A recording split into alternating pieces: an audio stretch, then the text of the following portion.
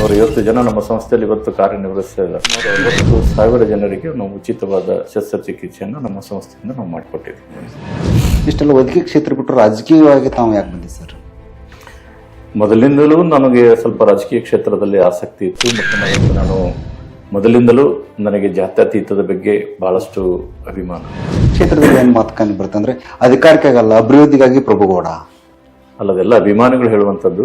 But ನಾನು ಜನಸೇವೆಗಾಗಿ ದಿನದ 24 ಗಂಟೆಗಳ ಕಾಲ ಅವರ ಸೇವೆಗಾಗಿ ನಾನು ಇರಬೇಕು. ಓಕೆ ಸರ್, ಈಗ ತಾವು 2028 ಪಕ್ಷ ತಮ್ಮ ಗುರುತಿಸಬಹುದು ಸರ್?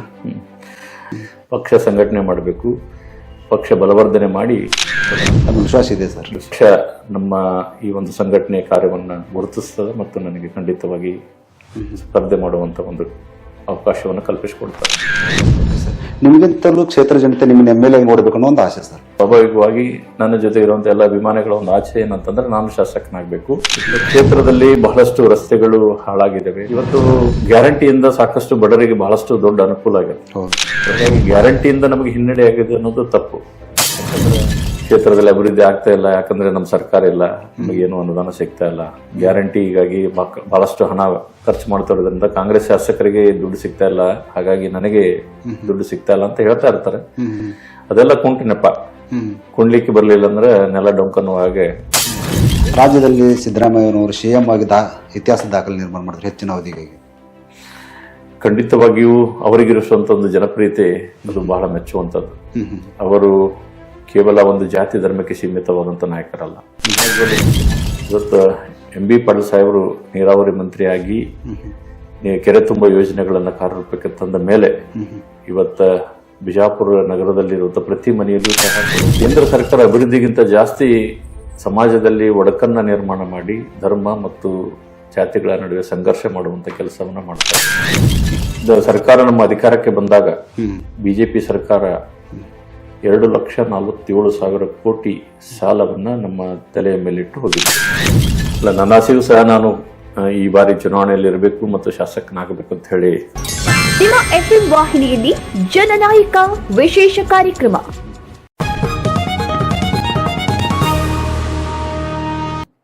ನಮಸ್ಕಾರ ವೀಕ್ಷಕರೇ, ಜನನಾಯಕ ವಿಶೇಷ ಕಾರ್ಯಕ್ರಮಕ್ಕೆ ಸ್ವಾಗತ.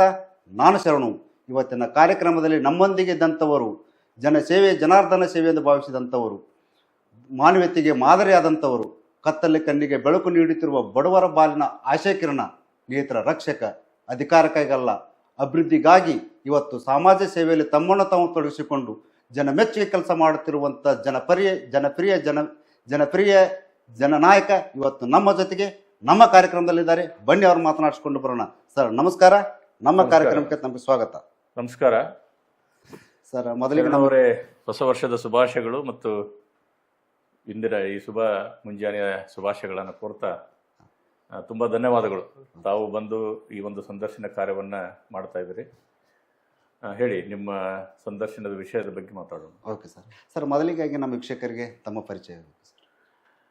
ಎಲ್ಲ ಸಮಸ್ತ ವೀಕ್ಷಕರಿಗೆ ನಾನು ಹೊಸ ವರ್ಷದ ಶುಭಾಶಯಗಳನ್ನು ಕೋರ್ತಾ, ನಾನು ಡಾಕ್ಟರ್ ಪ್ರಭುಗೌಡ ಲಿಂಗದಳ್ಳಿ ಅಂತ ಹೇಳಿ ನೇತ್ರ ತಜ್ಞೆ. ಸುಮಾರು 25 ವರ್ಷಗಳಿಂದ ಅನುಗ್ರಹ ಕಣ್ಣಿನ ಆಸ್ಪತ್ರೆ ಎಂಬ ಒಂದು ಸಂಸ್ಥೆಯನ್ನು ಪ್ರಾರಂಭಿಸಿ ಈ ವಿಜಾಪುರ ಮತ್ತು ಕಲಬುರಗಿ ಭಾಗದಲ್ಲಿ ನೇತ್ರ ತಜ್ಞನಾಗಿ ನಾನು ಕೆಲಸ ಮಾಡ್ತಾ ಇದ್ದೀನಿ.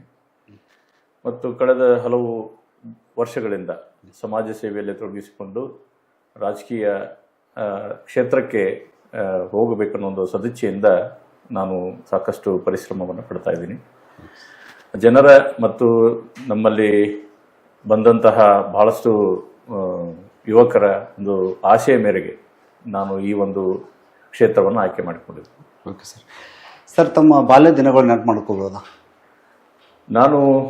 ನಾನು ಹುಟ್ಟಿದ್ದು ತಾಳಿಕೋಟೆ ತಾಲೂಕಿನ ಚೆಬನೂರು ಗ್ರಾಮದಲ್ಲಿ. ನನ್ನ ಹುಟ್ಟಿನಿಂದ ಹಿಡಿದು 4ನೇ ಕ್ಲಾಸಿನವರೆಗೆ ನಾನು ಕನ್ನಡ ಹಿರಿಯ ಪ್ರಾಥಮಿಕ ಗಂಡು ಮಕ್ಕಳ ಶಾಲೆ ಚೆಬನೂರಿನಲ್ಲಿ ನನ್ನ ಶಿಕ್ಷಣವನ್ನು ಪೂರೈಸಿದೆ. 5ನೇ ತರಗತಿಯಿಂದ ನಾನು ನನ್ನ ನೆಚ್ಚಿನ ಗುರುಗಳಾದಂಥ ಶ್ರೀಯುತ MH ಬ್ರಾದರ್ ಪಡೇಕ್ನೂರು ಅವರು ಲಿಂಗದಳ್ಳಿ ಶಾಲೆಯಲ್ಲಿ ಪಾಠ ಮಾಡ್ತಾ ಇದ್ರು. ಅವರ ಮನೆಯಲ್ಲಿದ್ದು 2 ವರ್ಷ ನಾನು ನನ್ನ ಶಿಕ್ಷಣವನ್ನು ಪಡೆದು ಅವರಿಂದ ಪ್ರಭಾವಿತನಾಗಿ ಶಿಕ್ಷಣದಲ್ಲಿ ಒಂದು ಉನ್ನತ ಹುದ್ದೆಯನ್ನು ಪಡಿಬೇಕು ಮತ್ತು ಜನಸೇವೆಗೆ ಶಿಕ್ಷಣವೇ ಒಂದು ದೊಡ್ಡ ಶಕ್ತಿ ಅನ್ನೋದನ್ನು ಅರಿತುಕೊಂಡು ಮುಂದೆ ನಾನು ಬಿಜಾಪುರ ನಗರಕ್ಕೆ ಬಂದೆ.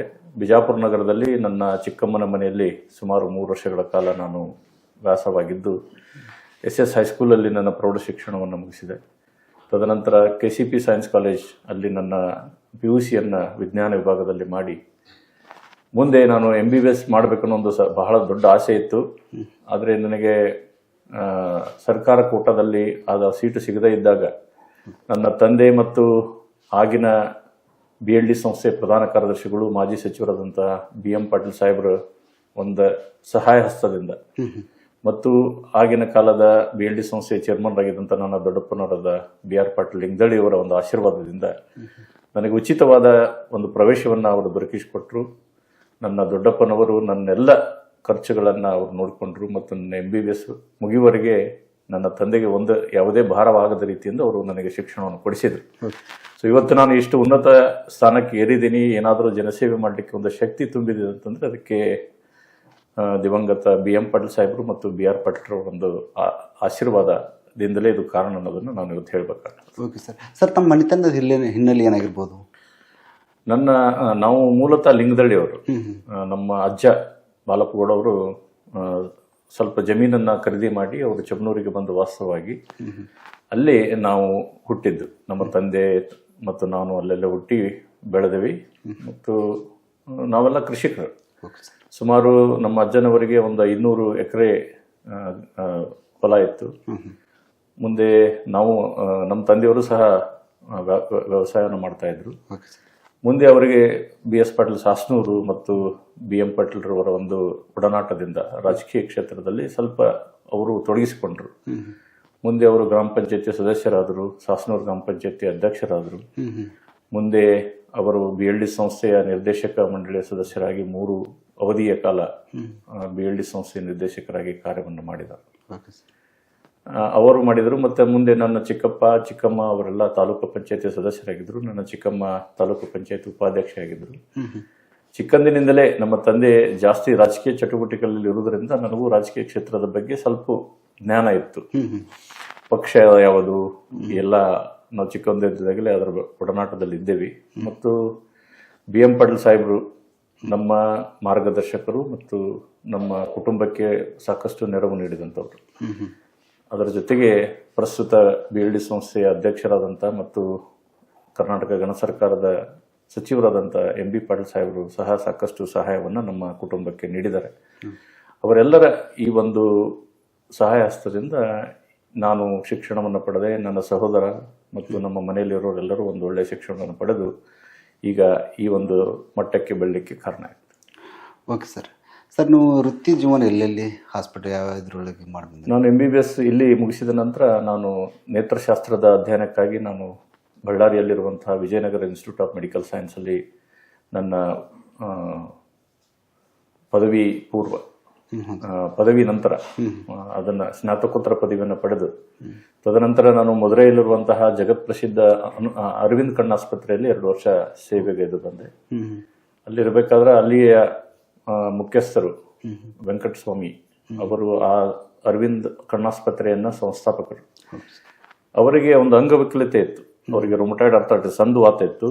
ಅವ್ರ ಬೆರಳುಗಳೆಲ್ಲ ಈಗ ನೇರವಾಗಿರ್ಲಿಲ್ಲ.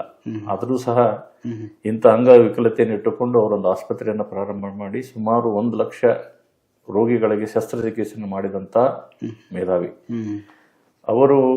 ಇವತ್ತು ಜಗತ್ತಿನಲ್ಲಿ ಅತಿ ದೊಡ್ಡ ಕಣ್ಣಿನ ಆಸ್ಪತ್ರೆಯನ್ನ ನಾವು ತಮಿಳುನಾಡಿನಲ್ಲಿ ಕಾಣಬಹುದು. ಅದು ಅರವಿಂದ್ ಕಣ್ಣು ಆಸ್ಪತ್ರೆ. ಸುಮಾರು ಒಂದು 15-20 ಶಾಖೆಗಳನ್ನು ಅವರು ಹೊಂದಿದ್ದಾರೆ.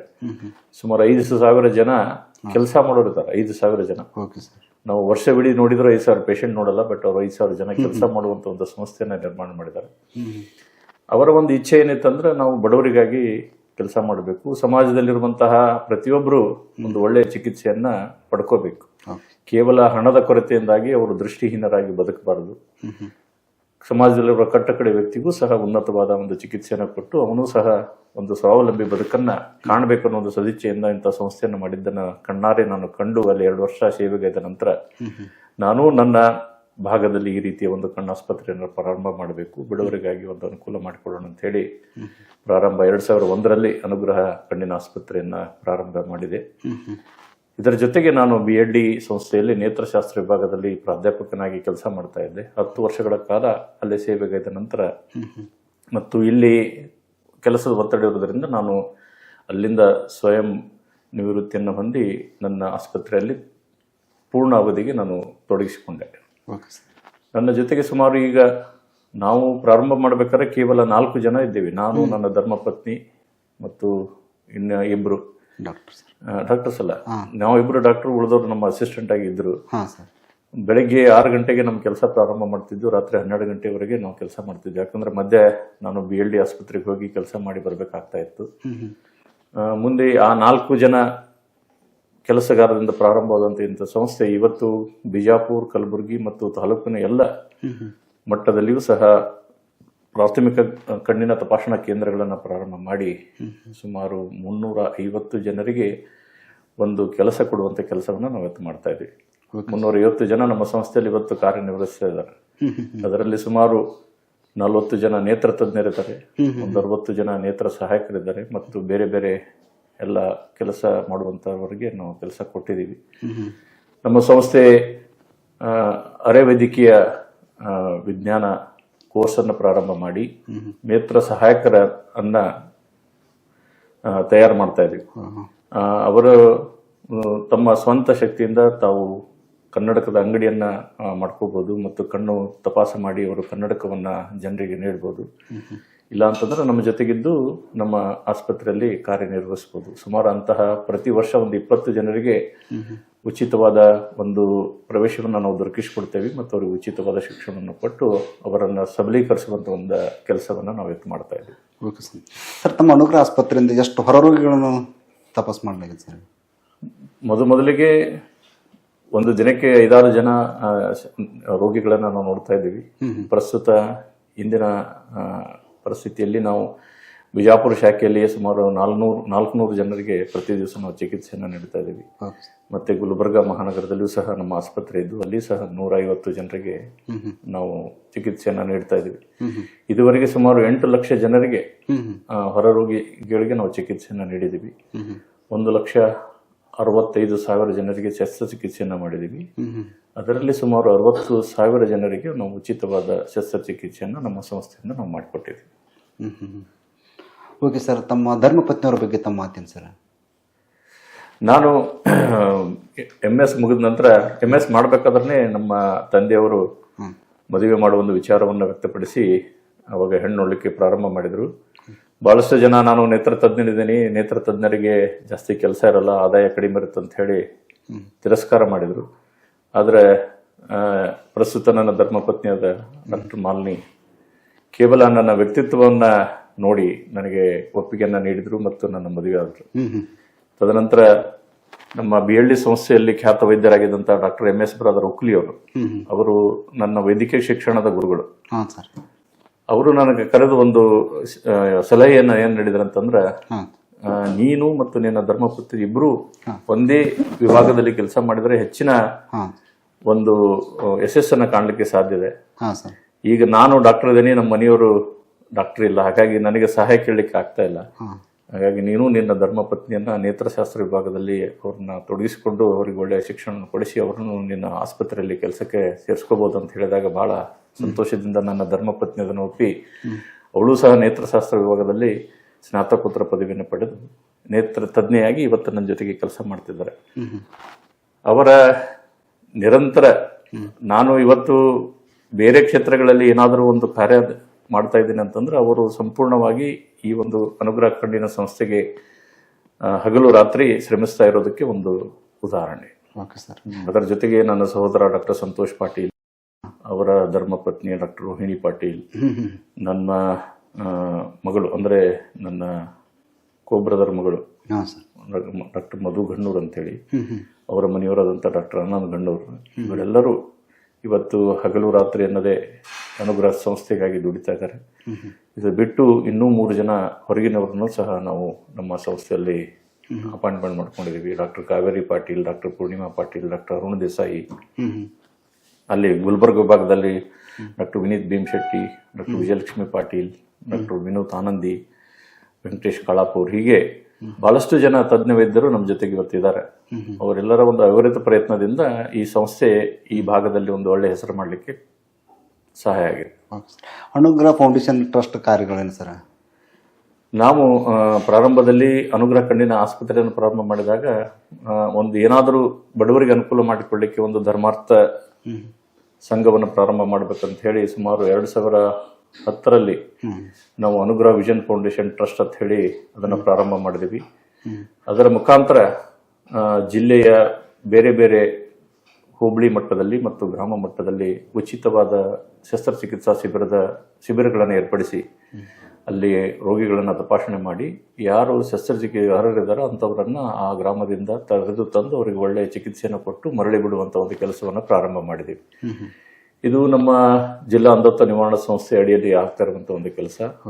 ಇದಕ್ಕೆ ಸರ್ಕಾರದ ಸಹಯೋಗ ಮತ್ತು ನಮ್ಮ ಸಂಸ್ಥೆಯ ಒಂದು ಸಹಯೋಗದಲ್ಲಿ ಈ ಕೆಲಸ ಆಗ್ತಾ ಇರ್ತದೆ. ಇದು ರಾಷ್ಟ್ರೀಯ ಅಂಧತ್ವ ನಿವಾರಣಾ ಯೋಜನೆ ಅಡಿಯಲ್ಲಿ ಆಗ್ತಾ ಇರುವಂಥ ಒಂದು ಕೆಲಸ. ಅದು ಒಂದು ರೀತಿ ಪ್ರಾರಂಭ ಮಾಡಿದ ಮೇಲೆ ಅವರು ಒಂದು ಟಾರ್ಗೆಟ್ ಕೊಟ್ಟಿರ್ತಾರೆ ನಮಗೆ, ವರ್ಷಕ್ಕೆ ಇಂತಿಷ್ಟು ನೀವು ಆಪರೇಷನ್ ಮಾಡ್ಬೋದು ಅಂತ ಹೇಳಿ. ಆ ಟಾರ್ಗೆಟ್ ದಾಟಿದ ನಂತರ ಅವರು ನಮಗೆ ಸಹಾಯ ಕೊಡೋದಿಲ್ಲ. ಆದರೂ ನಾವು ಅದನ್ನ ಯಾವುದೂ ಲೆಕ್ಕಕ್ಕೆ ತಗೊಳ್ಳಲ್ಲ. ಯಾಕಂದ್ರೆ ಬಹಳಷ್ಟು ಜನ ಶ್ರೀಮಂತರು ನಮ್ಮ ಕಣ್ಣಿನ ಆಸ್ಪತ್ರೆಗೆ ಬಂದು ನಾವು ಕೇಳುವಂತಹ ಬೆಲೆಯನ್ನ ನೀಡಿ ಅವರು ಕಣ್ಣ ಚಿಕಿತ್ಸೆಯನ್ನು ಪಡ್ಕೋತಾರೆ. ಅವರು ಕೊಟ್ಟಂತ ಹೆಚ್ಚಿನ ಹಣವನ್ನ ನಮ್ಮ ಬಡವರಿಗೆ ಅನುಕೂಲ ಮಾಡಿಕೊಡುವಂತ ಕೆಲಸವನ್ನು ನಮ್ಮ ಸಂಸ್ಥೆಯಿಂದ ನಾವು ಮಾಡ್ತಾ ಇದ್ದೀವಿ. ಇಷ್ಟೆಲ್ಲ ವೈದ್ಯಕೀಯ ಕ್ಷೇತ್ರ ಬಿಟ್ಟು ರಾಜಕೀಯವಾಗಿ ತಾವು ಯಾಕೆ ಬಂದಿದೆ ಸರ್? ಮೊದಲಿಂದಲೂ ನನಗೆ ಸ್ವಲ್ಪ ರಾಜಕೀಯ ಕ್ಷೇತ್ರದಲ್ಲಿ ಆಸಕ್ತಿ ಇತ್ತು. ಮತ್ತು ನನ್ನ ತಂದೆ, ನಮ್ಮ ಚಿಕ್ಕಪ್ಪ, ಚಿಕ್ಕಮ್ಮ ಮತ್ತು BR ಪಾಟೀಲ್ ಇಂಗಳಿ ಅವರು ಈ ಸಂಸ್ಥೆ BLD ಸಂಸ್ಥೆಯಲ್ಲಿ ಇದ್ದು ಮತ್ತು BM ಪಾಟೀಲ್ರವರನ್ನೆಲ್ಲ ನಾವು ನೋಡ್ತಾ ಇದ್ದೀವಿ. ಹಾಗಾಗಿ ಸಮಾಜ ಸೇವೆಯಲ್ಲಿ ಕಣ್ಣಿನ ಬರೀ ಒಂದು ಸಮಾಜದಲ್ಲಿ ಬರೀ ದೃಷ್ಟಿಯ ತೊಂದರೆ ಒಂದೇ ಇರೋದಿಲ್ಲ, ಬಹಳಷ್ಟು ತೊಂದರೆಗಳನ್ನು ನಾವು ಸಮಾಜದಲ್ಲಿ ಕಾಣ್ತಾ ಇರ್ತೀವಿ. ಅಂಥವ್ರಿಗೆ ಅನುಕೂಲ ಆಗ್ಬೇಕಂದ್ರೆ ಒಂದು ಅದಕ್ಕೆ ಅಧಿಕಾರ ಇರಬೇಕು. ಮತ್ತು ಅಧಿಕಾರ ಇತ್ತಂದ್ರೆ ಸರ್ಕಾರದ ಸವಲತ್ತುಗಳನ್ನು ಅವರ ಮನೆಗೆ ಮುಟ್ಟಿಸುವಂತ ಕೆಲಸ ನಾವು ಮಾಡಲಿಕ್ಕೆ ಸಾಧ್ಯ ಅನ್ನೋದು ಅರ್ಥಕೊಂಡು ರಾಜಕೀಯ ಕ್ಷೇತ್ರಕ್ಕೆ ನಾನು ಬರುವ ತೀರ್ಮಾನವನ್ನು ಮಾಡಿದೆ. ಸರ್, ಕೊರೋನಾ ಸಂದರ್ಭದಲ್ಲಿ ತಾವು ಮಾಡಿರುವಂಥ ಕಾರ್ಯಗಳೇನು ಸರ್? ಮೊದಲಿದ್ದ ವೇವ್ ಬಂದಾಗ ಬಹಳಷ್ಟು ಹೆದರಿಕೆ ಜನರಲ್ಲಿತ್ತು. ಮತ್ತು ಅವರು ಎಲ್ಲರಿಗೆ ಒಂದು ಕೋವಿಡ್ ಬಗ್ಗೆ ಒಂದು ಮಾಹಿತಿಯನ್ನ ನೀಡುವಂತ ಒಂದು ಆನ್ಲೈನ್ ಮುಖಾಂತರ ಮಾಹಿತಿ ನೀಡುವಂತ ಒಂದು ಕೆಲಸ ಮಾಡಿದ್ವಿ. ಮತ್ತು ಕಣ್ಣಿನ ತೊಂದರೆ ಇದ್ದು ಮನೆಯಲ್ಲಿದ್ದಂಥ ಹಿರಿಯರು ಆಸ್ಪತ್ರೆಗೆ ಬರುವ ಸ್ಥಿತಿಯಲ್ಲಿ ಇರಲಿಲ್ಲ. ಹಾಗಾಗಿ ನಾವು ವಿಡಿಯೋ ಕನ್ಸಲ್ಟೇಷನ್ ಅಂತ ಹೇಳುವ ಒಂದು ಕಾನ್ಸೆಪ್ಟ್ ಅನ್ನ ಪ್ರಾರಂಭ ಮಾಡಿ ಅವರು ತಮ್ಮ ಮನೆಯಿಂದನೇ ನಮ್ಮನ್ನು ಸಂಪರ್ಕಿಸಿ ತಮಗೆ ಕಣ್ಣಿನ ತೊಂದರೆಯನ್ನ ಹೇಳ್ಕೊಂಡಾಗ ಅವರಿಗೆ ಚಿಕಿತ್ಸೆ ನೀಡುವಂತ ಒಂದು ಕೆಲಸವನ್ನು ನಾವು ಮಾಡಿದ್ವಿ. ಅದರ ಜೊತೆಗೆ ಸಾಕಷ್ಟು ಜನರಿಗೆ ನಾವು ಈ ಆಕ್ಸಿಜನ್ ಕಾನ್ಸಂಟ್ರೇಟರ್ನ ಮತ್ತು ಆಕ್ಸಿಜನ್ ಸಿಲಿಂಡರ್ಗಳನ್ನು ಒದಗಿಸಿಕೊಡುವಂಥ ಕೆಲಸವನ್ನು ಆಗಿನ ಕಾಲದಲ್ಲಿ ಮಾಡಿದ್ದೀವಿ. ನಾನು ವೈದ್ಯನಾಗಿರೋದ್ರಿಂದ ಮತ್ತು ಸಾಕಷ್ಟು ರೋಗಿಗಳು ನನ್ನ ಸಂಪರ್ಕದಲ್ಲಿರುವುದರಿಂದ ತಮ್ಮ ಸಮಸ್ಯೆಗಳು ಬಂದಾಗ ನನಗೆ ಸಂಪರ್ಕ ಮಾಡ್ತಾ ಇದ್ರು. ಮತ್ತು ಬಿಜಾಪುರದಲ್ಲಿರುವಂಥ ಎಲ್ಲ ಕೋವಿಡ್ ಚಿಕಿತ್ಸೆಯನ್ನು ನೀಡುತ್ತಿರುವಂಥ ಆಸ್ಪತ್ರೆಗಳಿಗೆ ಸಂಪರ್ಕ ಮಾಡಿ ಅವರಿಗೆ ಬೆಡ್ ಕೊಡಿಸಿಕೊಡುವಂಥ ಕೆಲಸವನ್ನು ನಮ್ಮ ಮುಖಾಂತರ ನಾವು ಮಾಡಿದ್ದೀವಿ. Okay sir. ಸರ್, ಈಗ ಸದ್ಯ ತಾವು ಯಾವ ಪಕ್ಷದಲ್ಲಿ ಗುರುತಿಸಿಕೊಂಡು ರಾಜಕೀಯವಾಗಿ ನಾನು ಸದ್ಯ ಇರೋದು ನಾನು ಕಾಂಗ್ರೆಸ್ ಪಕ್ಷದಲ್ಲಿ, ಮತ್ತು ಕಾಂಗ್ರೆಸ್ ಪಕ್ಷದ ರಾಜ್ಯ ಪ್ರಧಾನ ಕಾರ್ಯದರ್ಶಿಯಾಗಿ ನನ್ನನ್ನು ನಿಯುಕ್ತಿಗೊಳಿಸಿದ್ದಾರೆ. ಹಾಗಾಗಿ ನಾನು ಮೊದಲಿಂದಲೂ ನನಗೆ ಜಾತ್ಯತೀತದ ಬಗ್ಗೆ ಬಹಳಷ್ಟು ಅಭಿಮಾನ. Okay sir. ಜಾತಿ ರಹಿತವಾದ ಒಂದು ಸಮಾಜ ನಮ್ಮ ದೇಶದಲ್ಲಿರಬೇಕು. ನಾವೆಲ್ಲರೂ ಮಾನವಂತರಾಗಿ ಮತ್ತು ಬಸವಾದಿ ಶರಣರು ಹೇಳಿಕೊಟ್ಟಂತ ಒಂದು ಹಾದಿಯಲ್ಲಿ ನಡಿಬೇಕು ಅನ್ನೋದೇ ನನ್ನ ಸದಿಚ್ಛೆ. Okay sir. ಕ್ಷೇತ್ರದಲ್ಲಿ ಏನು ಮಾತು ಕಂಡು ಬರುತ್ತೆ ಅಂದರೆ ಅಧಿಕಾರಕ್ಕಾಗಲ್ಲ, ಅಭಿವೃದ್ಧಿಗಾಗಿ ಪ್ರಭುಗೌಡ ಅಲ್ಲದೆಲ್ಲ ಅಭಿಮಾನಿಗಳು ಹೇಳುವಂಥದ್ದು. ಬಟ್ ನಾನು ಜನಸೇವೆಗಾಗಿ ದಿನದ 24 ಗಂಟೆಗಳ ಕಾಲ ಅವರ ಸೇವೆಗಾಗಿ ನಾನು ಇರಬೇಕು. ಜನ ಏನಾದರೂ ಕಷ್ಟಗಳನ್ನು ಕೇಳ್ಕೊಂಡು ಬಂದಾಗ ಅವರಿಗೆ ಸಹಾಯವನ್ನು ಮಾಡಬೇಕು ಅನ್ನೋ ಒಂದು ಇಚ್ಛೆ ನನಗಿದೆ. ನನ್ನ ಶಕ್ತಿ ಇದ್ದಷ್ಟು ನಾನು ಅವ್ರಿಗೆ ಸಹಾಯ ಮಾಡ್ತೀನಿ. ನನಗಾಗದ್ದನ್ನು ಪರ್ಯಾಯ ರೂಪದಲ್ಲಿ ಬೇರೆಯವರಿಗೆ ಕೇಳಿಕೊಂಡು ಆ ಸಹಾಯ ಮಾಡುವಂಥ ಕೆಲಸವನ್ನು ಮಾಡ್ತಾ ಇದ್ದೀನಿ. ಸರ್, ತಾವು ಈಗಾಗಲೇ 2 ಬಾರಿ ಟಿಕೆಟ್ ಆಕಾಂಕ್ಷೆ ಆಗಿದ್ದೀರಿ. ಯಾಕೆ ಸರ್ ತಮ್ಮ ಪಕ್ಷ ತಮಗೆ ಗುರುತಿಸ್ತಾ ಇಲ್ಲ? ಇಲ್ಲ, ನಾನು ರಾಜಕೀಯಕ್ಕೆ ಪೂರ್ಣ ಪ್ರಮಾಣದಲ್ಲಿ ತೊಡಗಿಸಿಕೊಂಡಿದ್ದು 2021ರಲ್ಲಿ. 2021ರಲ್ಲಿ ತೊಡಗಿಸಿಕೊಂಡು ಕೇವಲ 1 ವರ್ಷ ಅವಧಿಯಲ್ಲಿ ನಾನು ಪ್ರತಿ ಹಳ್ಳಿಗೆ ಭೇಟಿ ಕೊಟ್ಟು ಅಲ್ಲಿದ್ದಂಥ ಗ್ರಾಮದ ಎಲ್ಲ ಯುವಕರ ಒಂದು ಸದಿಚ್ಛೆಯಂತೆ ನಾನು ಚುನಾವಣೆ ಸ್ಪರ್ಧೆ ಮಾಡಬೇಕಂತ ನಿರ್ಧಾರ ಮಾಡಿ ಕಾಂಗ್ರೆಸ್ ಪಕ್ಷಕ್ಕೆ ನಾನು ಅಭ್ಯರ್ಥಿ ಆಕಾಂಕ್ಷೆ ಅಂತ ಹೇಳಿಕೊಟ್ಟೆ. ಬಟ್ ನನಗಿಂತ ಹಿರಿಯರು ಬಹಳಷ್ಟು ಜನ ಪಕ್ಷದಲ್ಲಿ ಸೇವೆ ಮಾಡಿರುವುದರಿಂದ ಮತ್ತು ಸಮಾಜದಲ್ಲಿ ಎಲ್ಲ ವರ್ಗದವರನ್ನ ಗಣನೆಗೆ ತೆಗೆದುಕೊಂಡು ವರಿಷ್ಠರು ಯಾರಿಗೆ ಟಿಕೆಟ್ ಕೊಡಬೇಕು ಅನ್ನೋದನ್ನ ನಿರ್ಧಾರ ಮಾಡ್ತಾರೆ. ಹಾಗಾಗಿ ಸಮಾಜದಲ್ಲಿ ಸಮತೋಲನ ಕಾಲ್ಕೊಳ್ಳಿಕ್ಕೆ ಅವರು ಒಂದು ನಿರ್ಧಾರವನ್ನು ತೆಗೆದುಕೊಂಡಾಗ ಅದಕ್ಕೆ ನಾನು ಬದ್ಧನಾಗಿ ಕಾಂಗ್ರೆಸ್ ಪಕ್ಷದ ಅಭ್ಯರ್ಥಿಯ ಪರವಾಗಿ ಚುನಾವಣೆಯನ್ನು ಮಾಡಿದ್ವಿ. ಆದರೆ ನಾವು ಅಲ್ಲಿ ಯಶಸ್ಸನ್ನು ಕಾಣಲಿಕ್ಕೆ ಸಾಧ್ಯ ಆಗಲಿಲ್ಲ. ಓಕೆ ಸರ್, ತಾವು ಉತ್ತರ ಕರ್ನಾಟಕಕ್ಕೆ ಚಿರಪರಿಚಿತರು. ನೀವು ಯಾವ ಜಿಲ್ಲೆ 8 ಕ್ಷೇತ್ರದಲ್ಲಿ 4 ಕ್ಷೇತ್ರದಲ್ಲ ಸ್ಪರ್ಧೆ ಮಾಡಿದ್ರೆ ತಮ್ಗೆ ಗೆಲುವಾಗಬಹುದು. ದೇವರಹಿಪ್ಪರಿಗೆ ಮತಕ್ಷೇತ್ರನ ಯಾಕೆ ಆಯ್ಕೆ ಮಾಡ್ಕೊಂಡ್ರಿ ಸರ್? ಅಲ್ಲ, ನನ್ನ ಹುಟ್ಟೂರು ಚೆಬನೂರು ಬರೋದು ದೇವರಹಿಪ್ಪರಿಗೆ ಮತಕ್ಷೇತ್ರದಲ್ಲಿ. ಮತ್ತು ನಾನು ನಮ್ಮ ಊರಿನ ಅಮೋಘ ಸಿದ್ದೇಶ್ವರ ಜಾತ್ರಾ ನಿಮಿತ್ತವಾಗಿ ಆಗುವಂತಹ ಉಚಿತ ಆರೋಗ್ಯ ಸೇವೆಯಲ್ಲಿ ಸುಮಾರು 25 ವರ್ಷದಿಂದ ನಾನು ಅಲ್ಲಿ ಕೆಲಸ ಮಾಡ್ತಾ ಬಂದಿದ್ದೀನಿ. ಬಹಳಷ್ಟು ಆ ಭಾಗದ ಜನರು ಬಂದು, ನನ್ನ ಸ್ನೇಹಿತರು ಮತ್ತು ನನ್ನ ಸಂಬಂಧಿಕರು ಜಾಸ್ತಿ ಇರೋದು ದೇವರಹಿಪ್ಪರಿಗೆ ಮತಕ್ಷೇತ್ರದಲ್ಲಿ.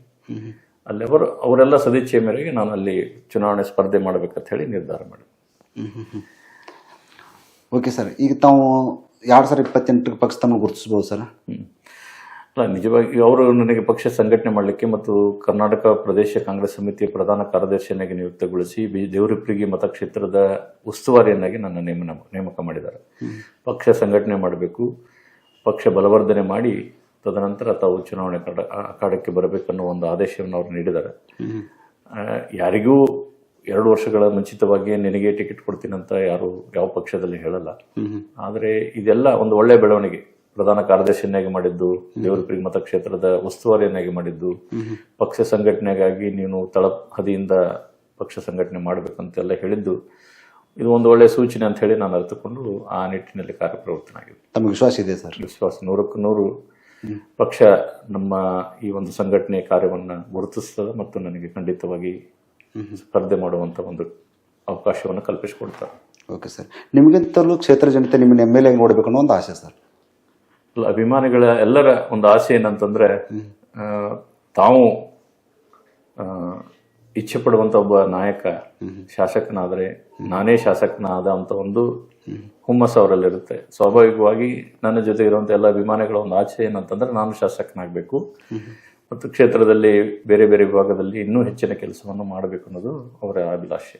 ಓಕೆ ಸರ್, ನಿಮ್ಮ ದಣಿವರದ ಸಮಾಜ ಸೇವೆ ಎಲ್ಲಿವರೆಗೆ ಸರ್? ನಾನು ದಿನದ 24 ಗಂಟೆಗಳ ಕಾಲದಲ್ಲಿ ನಾನು ಸುಮಾರು 7 ಗಂಟೆ ಕಾಲ ಸಂಪೂರ್ಣ ನಿದ್ರೆಯನ್ನು ಮಾಡ್ತೇನೆ. ಬೆಳಗ್ಗೆ 4:30 ಗಂಟೆಗೆ ಎದ್ದ ನಂತರ 5:30 ಗಂಟೆಗೆ ನಾನು ವಾಕಿಂಗ್ ಪ್ರಾರಂಭ ಮಾಡ್ತೀನಿ. ಅರ್ಧ ಗಂಟೆ ವಾಕಿಂಗ್ ಆದ ನಂತರ ನಾನು ಸ್ಫೂರ್ತಿ ಕ್ಲಬ್ ಅಲ್ಲಿ ನನ್ನ ಸ್ನೇಹಿತರ ಜೊತೆಗೆ ಜಿಮ್ ಅಲ್ಲಿ ವ್ಯಾಯಾಮ ಮಾಡ್ತೀನಿ. ಅಲ್ಲಿ ಒಂದು ಅರ್ಧ ಗಂಟೆ ಕೂತು ನನ್ನ ಸ್ನೇಹಿತರ ಜೊತೆಗೆ ನಾನು ಹರಟೆ ಹೊಡಿತೀನಿ. ತದನಂತರ ನನ್ನ ಕಾರ್ಯಗಳು ಪ್ರಾರಂಭ ಆಗ್ತವೆ. 8 ಗಂಟೆಗೆ 8:30 ನಾನು ಆಸ್ಪತ್ರೆಯಲ್ಲಿ ಇರ್ತೀನಿ. ಬೇರೆ ಯಾವುದು ಕ್ಷೇತ್ರದಲ್ಲಿ ಕೆಲಸ ಇರಲಿಲ್ಲ ಅಂತಂದ್ರೆ ನಾನು ಆಸ್ಪತ್ರೆಯಲ್ಲೇ ಇರ್ತೀನಿ. ಮತ್ತೆ ಏನಾದರೂ ಬೇರೆ ಕೆಲಸ ಇದ್ರೆ ನಾನು 10-11 ಗಂಟೆಗೆ ಇಲ್ಲಿಂದ ತೆರಳಿ ಕ್ಷೇತ್ರದಲ್ಲಿ ಹೋಗ್ತೀನಿ. ಮತ್ತು ಕ್ಷೇತ್ರದಲ್ಲಿ ಕೆಲಸ ರಾತ್ರಿ 12 ಗಂಟೆವರೆಗೆ ಇದ್ರೂ ಸಹ ನಿಂತು ಅದನ್ನು ಮುಗಿಸಿ ಬಂದು ನಾನು ಮನೆಗೆ ಬರ್ತೀನಿ. ಬಟ್ ನಾನು ನನ್ನ ದೈನಂದಿನ ಚಟುವಟಿಕೆಗಳಲ್ಲಿ ಈ ನಿದ್ರೆ ಮತ್ತು ನನ್ನ ವ್ಯಾಯಾಮಕ್ಕಾಗಿ ನಾನು ಖಂಡಿತವಾಗಿ 2 ಗಂಟೆ ವ್ಯಾಯಾಮ, 7 ಗಂಟೆ ನಿದ್ರೆ ಅದು ಮಾಡಿದ ನಂತರ ಉಳಿದೆಲ್ಲ ಸಮಯವನ್ನು ನಾನು ನನ್ನ ರೋಗಿಗಳಿಗಾಗಿ ಮತ್ತು ಕ್ಷೇತ್ರದಲ್ಲಿರುವಂತಹ ಜನರಿಗಾಗಿ ಮೀಸಲಾಗಿತ್ತು. ಓಕೆ ಸರ್, ಈ ಕ್ಷೇತ್ರದಲ್ಲಿ ಏನು ಮಾತು ಸರ್, ಈಗಿರುವಂತಹ ಹಾಲಿ ಶಾಸಕರಿಗಿಂತಲೂ ಪ್ರಭುಗೌಡರ ಜನಪ್ರಿಯತೆ ದಿನದಿಂದ ದಿನಕ್ಕೆ ಬೆಳೀತಾ ಇದೆ. ಅಲ್ಲ, ಜನ ಮಾತಾಡ್ತಿರ್ಬೋದು, ಬಟ್ ಎಲ್ಲರೂ ತಕ್ಕ ಮಟ್ಟಿಗೆ ಕೆಲಸನ ಮಾಡ್ತಾ ಇದ್ದಾರೆ ಮತ್ತು ಅವರು ಸಹ ಹೆಚ್ಚಿನ ಪ್ರಿಯತೆಯನ್ನು ಗಳಿಸಲಿಕ್ಕೆ ಅವರು ಸಹ ಪ್ರಯತ್ನ ಮಾಡ್ತಿರ್ತಾರೆ. ಏನೂ ಅಧಿಕಾರ ಇಲ್ಲಾರ್ದೇ ಡಾಕ್ಟರ್ ಪ್ರಭುಗೌಡರು ಕರೆದಾಗ ಬರ್ತಾರೆ, ಕೇಳಿದ ಸಹಾಯವನ್ನು ನಾವು ಮಾಡ್ತಾರೆ ಅಂತಂದ್ರೆ ಅಧಿಕಾರ ಸಿಕ್ಕ ಮೇಲೆ ಇನ್ನೂ ಹೆಚ್ಚಿನ ಅನುಕೂಲತೆಗಳನ್ನು ಪಡಿಬೇಕನ್ನೋ ಒಂದು ಆಸೆ ಅವರಲ್ಲಿದೆ. ಹಾಗಾಗಿ ಅವರೆಲ್ಲ ಆ ರೀತಿ ಅಪೇಕ್ಷೆ ಪಡ್ತಾ ಇದ್ದಾರೆ. ಸದಾ ಜನರೊಂದಿಗೆ ಬೆರುವಂತರ ಪ್ರಭುಗೌಡರು. ನಾನು ಒಂದಿಷ್ಟು ದುಡ್ಡು ಮಾಡಿರ್ಬೋದು, ಒಂದಿಷ್ಟು ಅಧಿಕಾರ, ಏನೋ ಒಂದು ಒಳ್ಳೆಯ ವಿದ್ಯಾಭ್ಯಾಸವನ್ನು ಪಡೆದು ಒಳ್ಳೆಯ ಉನ್ನತ ಸ್ಥಾನದಲ್ಲಿರ್ಬೋದು. ಆದರೆ ನನಗೆ ಬಹಳ ಖುಷಿ ಆಗೋದು ಸಾಮಾನ್ಯ ಜನರ ಜೊತೆಗೆ ಇರೋದ್ರಿಂದ. ಯುವಕರ ಜೊತೆಗೆ ಯುವಕರಾಗಿ, ಹಿರಿಯರ ಜೊತೆಗೆ ಹಿರಿಯರಾಗಿ ಬೆರೆತು ಅವರೆಲ್ಲ ಸಮಸ್ಯೆಗಳಿಗೆ ಸ್ಪಂದನೆ ಮಾಡಬೇಕು ಅನ್ನೋದೇ ನನ್ನ ಆಶೆ. ದುಡ್ಡು ಮಾಡೋಕೆ ರಾಜಕಾರಣಕ್ಕೆ ಬಂದರೆ ಹೆಂಗೆ ಸರ್? ನನಗೆ ಪ್ರಸ್ತುತ ಬಿಜಾಪುರ ಮತ್ತು ಕಲಬುರಗಿ ಮಹಾನಗರದಲ್ಲಿ 2 ದೊಡ್ಡ ಕಣ್ಣಿನ ಆಸ್ಪತ್ರೆಗಳಿದ್ದಾವೆ ಮತ್ತು ಪ್ರತಿ ತಾಲೂಕಾ ಮಟ್ಟದಲ್ಲಿಯೂ ಸಹ ನಮ್ಮ ಅನುಗ್ರಹ ಪ್ರಾಥಮಿಕ ಕಣ್ಣಿನ ತಪಾಸಣಾ ಕೇಂದ್ರಗಳಿದ್ದಾವೆ. ನನ್ನದೇ ಆದಂತಹ ಸುಮಾರು 100 ಎಕರೆ ಜಮೀನಿದೆ. ಮತ್ತೆ ನನ್ನ ಒಬ್ಬ ಸಹೋದರ ಚಾರ್ಟರ್ಡ್ ಅಕೌಂಟ್ ಆಗಿದ್ದಾನೆ, ಇನ್ನೊಬ್ಬ ಸಹೋದರ ನೇತ್ರ ತಜ್ಞನಾಗಿದ್ದಾನೆ, ಇನ್ನೊಬ್ಬ ಊರಲ್ಲಿದ್ದು ವ್ಯವಸಾಯ ಮಾಡ್ತಾ ಇದ್ದಾನೆ. ನನಗೆ ಹಣದ ಆಸೆ ಏನೂ ಇಲ್ಲ. ಅಧಿಕಾರ ಸಿಕ್ಕರೆ ಸರ್ಕಾರದಲ್ಲಿ ಬರುವಂಥ ಯೋಜನೆಗಳನ್ನು ಜನಸಾಮಾನ್ಯರ ಮನೆ ಬಾಗಿಲಿಗೆ ಮುಟ್ಟಿಸುವಂಥ ಕಾರ್ಯ ಆಗಬೇಕು. ಮತ್ತು ಗ್ರಾಮಗಳಲ್ಲಿ ಇವತ್ತು ನೈರ್ಮಲೀಕರಣದ ಬಗ್ಗೆ ನಾವು ಹೆಚ್ಚು ಒತ್ತನ್ನು ನೀಡಬೇಕು. ಬಹಿರ್ದೆಸೆಯನ್ನು ಸಂಪೂರ್ಣವಾಗಿ ನಾವು ಬಂದ್ ಮಾಡಬೇಕು. ಈಗ ಹಳ್ಳಿಗಳಲ್ಲಿರುವಂಥ ಒಂದು ಸಮಸ್ಯೆ ಏನಂತಂದ್ರೆ ಅವರಿಗೆ ನೀರಿನ ಸಮಸ್ಯೆ ಮತ್ತು ಮನೆಗಳು ಸಣ್ಣ ಗಾತ್ರದ ಮನೆಗಳು ಇರೋದ್ರಿಂದ ಶೌಚಾಲಯಗಳನ್ನು ಮನೆಯಲ್ಲಿ ಮಾಡಿಕೊಂಡ್ರೂ ಸಹ ನಾನು ಉಪಯೋಗ ಮಾಡ್ತಾ ಇಲ್ಲ. ಹಾಗಾಗಿ ಸಾರ್ವಜನಿಕ ಶೌಚಾಲಯಗಳನ್ನು ನಿರ್ಮಾಣ ಮಾಡಿ ಗ್ರಾಮದ ನೈರ್ಮಲೀಕರಣ ಮಾಡಬೇಕು, ಹಸಿರೀಕರಣವನ್ನು ಮಾಡಬೇಕು. ಇದೆಲ್ಲ ಒಂದು ಇಚ್ಛೆಯನ್ನ ನಾನು ಯಾಕೆ ಈ ಇಚ್ಛೆ ಬಂತು ಅಂತಂದ್ರೆ ನಮ್ಮ ಮಾರ್ಗದರ್ಶಕರಾದಂಥ ಡಾಕ್ಟರ್ ಎಂ ಬಿ ಪಾಟೀಲ್ರವರು ನೀರಾವರಿ ಕೆಲಸಗಳನ್ನ ಬಹಳಷ್ಟು ಈ ಭಾಗದಲ್ಲಿ ಮಾಡಿ ಹಸಿರೀಕರಣ ಮಾಡುವಂತ ಒಂದು ಕೆಲಸ ಮಾಡ್ತಾ ಇದ್ದಾರೆ. ಅವರು ದಿನದ 24 ಗಂಟೆಗಳಲ್ಲಿ 18 ತಾಸು ಕೆಲಸ ಮಾಡ್ತಾರೆ. ಅವರ ರೀತಿಯಲ್ಲಿ ನಾವು ಸಹ ಅವರಿಗೆ ಹೆಗಲು ಕೊಟ್ಟು ಸಮಾಜ ಸೇವೆಯನ್ನು ಮಾಡಬೇಕು. ಬಿಜಾಪುರ ಜಿಲ್ಲೆ ಮತ್ತು ಕರ್ನಾಟಕ ರಾಜ್ಯವನ್ನ ಹೇಗೆ ಅವರು ಅಭಿವೃದ್ಧಿಪಡಿಸಬೇಕಂತ ಒಂದು ಆಸೆ ಇದೆ. ಆ ನಿಟ್ಟಿನಲ್ಲಿ ನಾನು ಸಹ ನನ್ನ ಕ್ಷೇತ್ರದಲ್ಲಿ ಆ ಕೆಲಸ ಮಾಡಬೇಕು, ಜನರಿಗೆ ಅನುಕೂಲ ಮಾಡಿಕೊಡ್ಬೇಕು ಅನ್ನೋದೇ ನನ್ನ ಇಚ್ಛೆ. ಎಂ ಬಿ ಪಾಟೀಲ್ ಸಾಹೇಬ್ ಮನಸ್ಸು ಮಾಡಿದ್ರೆ ತಾವು MLA ಆಗ್ಬೋದು ಸರ್? ಅಲ್ಲ, ಅವ್ರು ಯಾವಾಗಲೂ ನಮ್ಮ ಮೇಲೆ ಆಸೆ ಅಂದ್ರೆ ಒಂದು ಆಶೀರ್ವಾದ ಮಾಡ್ತಾನೆ ಬಂದಿದ್ದಾರೆ. ಹೋದ ಸಲನೂ ಸಹ ಸಾಕಷ್ಟು ಪ್ರಯತ್ನವನ್ನು ಅವರು ಮಾಡಿದರು. ಆದರೂ ಕೇವಲ ಒಬ್ಬರ ನಿರ್ಧಾರದಿಂದ ಯಾರು ಅಭ್ಯರ್ಥಿ ಆಗಬೇಕು ಅನ್ನೋದು ನಮ್ಮ ಪಕ್ಷದಲ್ಲಿ ಆಗೋದಿಲ್ಲ. ಅದಕ್ಕೆ ವರಿಷ್ಠರು ಒಂದು ನಿರ್ಧಾರ ಬಹಳ ಮುಖ್ಯ ಆಗ್ತದೆ. ಹಾಗಾಗಿ ನಮ್ಮ ಕೆಲಸ ನೋಡಿಕೊಂಡು ಅವರು ಸಹ ನಮಗೆ ಸಹಾಯ ಮಾಡ್ತಾರೆ. ಖಂಡಿತವಾಗಿಯೂ ಈ ಬಾರಿ ಆಶೀರ್ವಾದ ಮಾಡ್ತಾರೆ ಅನ್ನೋ ಭರವಸೆ ನನಗಿದೆ. Okay sir. ಪ್ರಭುಗೌಡ MLA ಆದ್ರೆ ಅವರ ಯೋಜನೆಗಳು ಏನಾಗಿರ್ಬೋದು ಸರ್? ಅದೇ ನಾನೀಗ ಹೇಳಿದ ಹಾಗೆ ಪ್ರತಿ ಗ್ರಾಮದಲ್ಲಿ ನೈರ್ಮಲೀಕರಣದ ಬಗ್ಗೆ ನಾವು ಹೆಚ್ಚು ಒತ್ತು ಕೊಡಬೇಕು. ಮತ್ತು ಈಗೇನು ಕುಡಿಯುವ ನೀರಿನ ಒಂದು ವ್ಯವಸ್ಥೆ ಪ್ರಾರಂಭ ಮಾಡಿದ್ದಾರೆ, ಪ್ರತಿ ಮನೆಗೆ ಒಳ್ಳೆಯ ಶುಚಿಯಾದಂತಹ ಕುಡಿಯುವ ನೀರಿನ ವ್ಯವಸ್ಥೆ ಆಗಬೇಕು, ರಸ್ತೆಗಳ ಅಭಿವೃದ್ಧಿ ಆಗಬೇಕು. ಇವತ್ತು ಕ್ಷೇತ್ರದಲ್ಲಿ ಬಹಳಷ್ಟು ರಸ್ತೆಗಳು ಹಾಳಾಗಿದ್ದಾವೆ ಮತ್ತು ಪ್ರತಿ ಗ್ರಾಮಕ್ಕೆ ಹೋಗಿ ಬರೋದ್ರಿಂದ ನನಗೆ ಅದರ ಅರಿವು ಐತಿ. ಅದನ್ನೆಲ್ಲ ಸುಧಾರಣೆ ಮಾಡಬೇಕು ಮತ್ತು ನೀರಾವರಿ ಕೆಲಸಗಳು ಅರ್ಧಕ್ಕೆ ನಿಂತಿದ್ದಾವೆ, ಅದನ್ನ ಪರಿಪೂರ್ಣ ಮಾಡುವಂತ ಒಂದು ಕೆಲಸ ಮಾಡಬೇಕು ಅನ್ನೋದೇ ನನ್ನ ಇಚ್ಛೆ. Okay sir. ಗ್ಯಾರಂಟಿ ಅಬ್ಬರದಲ್ಲಿ ಕ್ಷೇತ್ರದಲ್ಲಿ ಕಾಂಗ್ರೆಸ್ಗೆ ಯಾಕೆ ಸೋಲ ಸರ್? ಇಲ್ಲಿ ಕೇಂದ್ರ ಮತ್ತು ರಾಜ್ಯ ಸರ್ಕಾರದ ನಮ್ಮ ಮತದಾರರು ಎಷ್ಟು ಪ್ರಬುದ್ಧರು ಅಂತಂದ್ರೆ, ಕೇಂದ್ರದಲ್ಲಿ ತಮಗೆ ಯಾರು ಬೇಕೋ ಅವ್ರನ್ನ ಆರಿಸ್ತಾರೆ, ರಾಜ್ಯ ರಾಜಕಾರಣ ಬಂದಾಗ ತಮಗೆ ಯಾರು ಬೇಕೋ ಅವ್ರನ್ನ ಆಯ್ಕೆ ಮಾಡ್ಕೋತಾರೆ. ಇವತ್ತು ಗ್ಯಾರಂಟಿಯಿಂದ ಸಾಕಷ್ಟು ಬಡವರಿಗೆ ಬಹಳಷ್ಟು ದೊಡ್ಡ ಅನುಕೂಲ ಆಗುತ್ತೆ. ಪ್ರತಿ ಕ್ಷೇತ್ರಕ್ಕೂ ವರ್ಷಕ್ಕೆ 300 ಕೋಟಿ ಅವರು ಅಭಿವೃದ್ಧಿಗಾಗಿ ಗ್ಯಾರಂಟಿ ಯೋಜನೆಗಾಗಿ ವಿನಿಯೋಗ ಮಾಡ್ತಾ ಇದ್ದಾರೆ. ಹಸಿವಿಲ್ಲದ ಕರ್ನಾಟಕವನ್ನ ಇವತ್ತು ನಮ್ಮ ಸನ್ಮಾನ್ಯ ಮುಖ್ಯಮಂತ್ರಿಗಳಾದ ಸಿದ್ದರಾಮಯ್ಯನವರು ಮಾಡಿ ತೋರಿಸಿದ್ದಾರೆ. ಇಂತಹ ಗ್ಯಾರಂಟಿ ಯೋಜನೆಗಳ ನೋಡಿದ ನಂತರನೇ ಸಾಕಷ್ಟು ಬೇರೆ ಬೇರೆ ರಾಜ್ಯದವರು ಸಹ ಈ ಗ್ಯಾರಂಟಿ ಯೋಜನೆಗಳನ್ನ ತಮ್ಮ ಎಲೆಕ್ಷನ್ ಪ್ರಚಾರ ಇದರಲ್ಲಿ ತಂದಿದ್ದಾರೆ. ಹಾಗಾಗಿ ಗ್ಯಾರಂಟಿಯಿಂದ ನಮಗೆ ಹಿನ್ನಡೆ ಆಗಿದೆ ಅನ್ನೋದು ತಪ್ಪು. ಯಾಕಂದ್ರೆ ಸಮಾಜದಲ್ಲಿರುವಂಥ ಬಡವರು ಸಹ ಸಂತೃಪ್ತಿ ಜೀವನ ನಡೆಸಬೇಕು. ಹಸಿವಿಲ್ಲದೆ ಒಂದು ಜೀವನ ನಡೆಸಿದಾಗ ಮಾತ್ರ ನಾವೊಂದು ಅಭಿವೃದ್ಧಿ ಕಾಣಲಿಕ್ಕೆ ಸಾಧ್ಯ ಆಗ್ತದೆ. ಮೊದಲಿಗೆ ಬಹಳಷ್ಟು ಈಗ 65,000 ಕೋಟಿ ಪ್ರತಿ ವರ್ಷ ನಾವು ಗ್ಯಾರಂಟಿ ಯೋಜನೆಗಳಿಗೆ ವಿನಿಯೋಗ ಮಾಡಬೇಕಾದ್ರೆ ಬೇರೆ ಅಭಿವೃದ್ಧಿ ಕಾರ್ಯಗಳಿಗೆ ಸ್ವಲ್ಪ ಕುಂಠಿತ ಆಗ್ಬೋದು. ಬಟ್ 1-2 ವರ್ಷ ಆದ ನಂತರ ಪ್ರತಿಯೊಬ್ಬ ವ್ಯಕ್ತಿಯ ಆದಾಯ ಹೆಚ್ಚಾಗತ್ತೆ. ಆದಾಯ ಹೆಚ್ಚಾಗುತ್ತೆ. ಆದಾಯ ಹೆಚ್ಚಾದಾಗ ಅದ ಕರ ಅವರು ಸರ್ಕಾರಕ್ಕೆ ಕೊಡುವಂತ ಕರನೂ ಸಹ ಹೆಚ್ಚಾಗುತ್ತೆ. ಹೆಚ್ಚಾದಾಗ ಉಳಿದೆಲ್ಲ ಅಭಿವೃದ್ಧಿ ಕಾರ್ಯಗಳು ನಡೀತವೆ. ಯಾವ ಅಭಿವೃದ್ಧಿ ಕಾರ್ಯನೂ ನಿಂತಿಲ್ಲ, ಎಲ್ಲ ನಡೆದಿದೆ. ಬಟ್ ಸ್ವಲ್ಪ ಸ್ಲೋ ಆಗಿತ್ತು, ಇನ್ನು ಪಿಕಪ್ ಆಗುತ್ತೆ. ಕ್ಷೇತ್ರದಲ್ಲಿ ಕಾಂಗ್ರೆಸ್ ಸೋತಿದೆ ಯಾಕೆ ಸರ್? ಇಲ್ಲಿ ಕಾಂಗ್ರೆಸ್ ಅನ್ನೋದಕ್ಕಿಂತ ಅಲ್ಲಿ ಇವರು ರಾಜುಗೌಡರು ಸುಮಾರು 3 ಬಾರಿ ಅಲ್ಲಿ ಚುನಾವಣೆ ಕಣದಲ್ಲಿದ್ದು 2 ಬಾರಿ ಸೋತಿದ್ರು ಮತ್ತು ನಿರಂತರ ಕ್ಷೇತ್ರದ ಜನತೆಯೊಂದಿಗೆ ಸಂಪರ್ಕವನ್ನು ಅವರು ಹೊಂದಿದ್ರು. ಅವ್ರ ಬಗ್ಗೆ ಒಂದು ಅನುಕಂಪ ಇತ್ತು. ಜೊತೆಗೆ ಜನರ ನಿರೀಕ್ಷೆ ಏನು ಅಂತಂದ್ರೆ, ಕಾಂಗ್ರೆಸ್ ಪಕ್ಷ ಮೊದಲಿಂದಲೇ ಏನು ಹೇಳ್ಕೊಂಡು ಬಂದಿತ್ತಂದ್ರೆ, ನಾವೊಂದು ಸಮೀಕ್ಷೆಯನ್ನ ಮಾಡ್ತೇವೆ, ಸಮೀಕ್ಷೆಯಲ್ಲಿ ಯಾರು ಹೆಚ್ಚು ಮುನ್ನಡೆಯಲ್ಲಿ ಇರ್ತಾರ ಅಂತವರಿಗೆ ಅಭ್ಯರ್ಥಿಯನ್ನಾಗಿ ಮಾಡಿ ಚುನಾವಣೆ ಕಾರಣದಲ್ಲಿ ಇಡ್ತೀವಂತ ಒಂದು ಭರವಸೆನ ಕೊಟ್ಟಿದ್ರು. ಅದರ ಸಾಮಾಜಿಕ ನ್ಯಾಯದ ಅಡಿಯಲ್ಲಿ ಅದು ಸ್ವಲ್ಪ ಬದಲಾವಣೆ ಆದಾಗ ಜನ ಯಾರಿಗೆ ಹೆಚ್ಚು ಒಲವಿರುತ್ತೋ ಅವ್ರ ಕಡೆ ವಾಲ್ತಾರೆ. ಬಹಳಷ್ಟು ಜನ ಬಾರ್ಡರ್ ಲೈನಲ್ಲಿ ಇರ್ತಾರೆ. ಕಾಂಗ್ರೆಸ್ ಅಲ್ಲಿ ಇಷ್ಟು ಜನ, ಬಿಜೆಪಿ ಇಷ್ಟು ಜನ, JDS ಅಲ್ಲಿ ಇಷ್ಟು ಜನ, ಮಧ್ಯದಲ್ಲಿ ಬಹಳಷ್ಟು ಜನ ಇರ್ತಾರೆ. ಯಾವ ಗಾಳಿ ಹೆಚ್ಚು ಯಾವ ಕಡೆ ಇರ್ತದೆ ಆ ಕಡೆ ಮಧ್ಯದ ಜನ ಹೋಗಿಬಿಡ್ತಾರೆ. ಹಾಗಾಗಿ ರಾಜೀವ್ ಗೌಡ್ರು ಈ ಬಾರಿ ಆಗ್ಬೋದು. ಒಂದು ನಮ್ಮ ಅಲ್ಪಸಂಖ್ಯಾತ ಸಮುದಾಯದ ಜನರು ಬಿಜೆಪಿ, ನಾವು ಕಾಂಗ್ರೆಸ್ ಪಕ್ಷದ ಅಭ್ಯರ್ಥಿ ಗೆಲುವು ಆಗ್ಲಿಕ್ಕಿಲ್ಲ ಅನ್ನೋ ಒಂದು ಸಂಶಯ ಅವರಲ್ಲಿ ಹುಟ್ಟಿ ಅವರು ಸಹ JDSಗೆ ಓಟ್ ಹಾಕಿದ್ದಕ್ಕಾಗಿ ನಮ್ಮ ರಾಜೀವ್ ಗೌಡ್ರು ಆಶೆ ಬಂದರು. ಕ್ಷೇತ್ರದಲ್ಲಿ ರಾಜುಗೌಡ ಪ್ರಾಬಲ್ಯ ಇದೆ ಅಥವಾ JDS ಪ್ರಾಬಲ್ಯ ಇದೆ ಸರ್? ನನಗನ್ಸಿದ ಮಟ್ಟಿಗೆ JDSಗಿಂತ ಅದು ರಾಜೀವ್ ಗೌಡ್ರ ಒಂದು ಸ್ವಂತ ಶಕ್ತಿಯಿಂದ ಅವರು ಆರಿಸಿ ಬಂದಿದ್ದಾರೆ. ಅವರ ನಿರಂತರ ಒಂದು ಸಂಪರ್ಕ ಮತ್ತು ಒಡನಾಟದಿಂದ ಅವರು ಆರಿಸಿ ಬಂದಿದ್ದಾರೆ. Okay sir. ಸರ್, ಕ್ಷೇತ್ರದಲ್ಲಿ ರಾಜುಗೌಡರ ಅಭಿವೃದ್ಧಿ ಕೆಲಸಗಳು 2.5 ವರ್ಷದಲ್ಲಿ ಏನಾಗ್ತಾ ಇದೆ ಸರ್? ಕ್ಷೇತ್ರದಲ್ಲಿ ಅಷ್ಟೊಂದು ಅಭಿವೃದ್ಧಿ ಕೆಲಸಗಳನ್ನು ನಾವು ಈಗ ಕಾಣ್ತಾ ಇಲ್ಲ. ಪ್ರತಿ ಬಾರಿಯೂ ಸಹ ಅವರೂ ಸಹ ಆ ಒಂದು ವಿಷಯವನ್ನ ಪ್ರಸ್ತಾಪನೆ ಮಾಡ್ತಾ ಇರ್ತಾರೆ.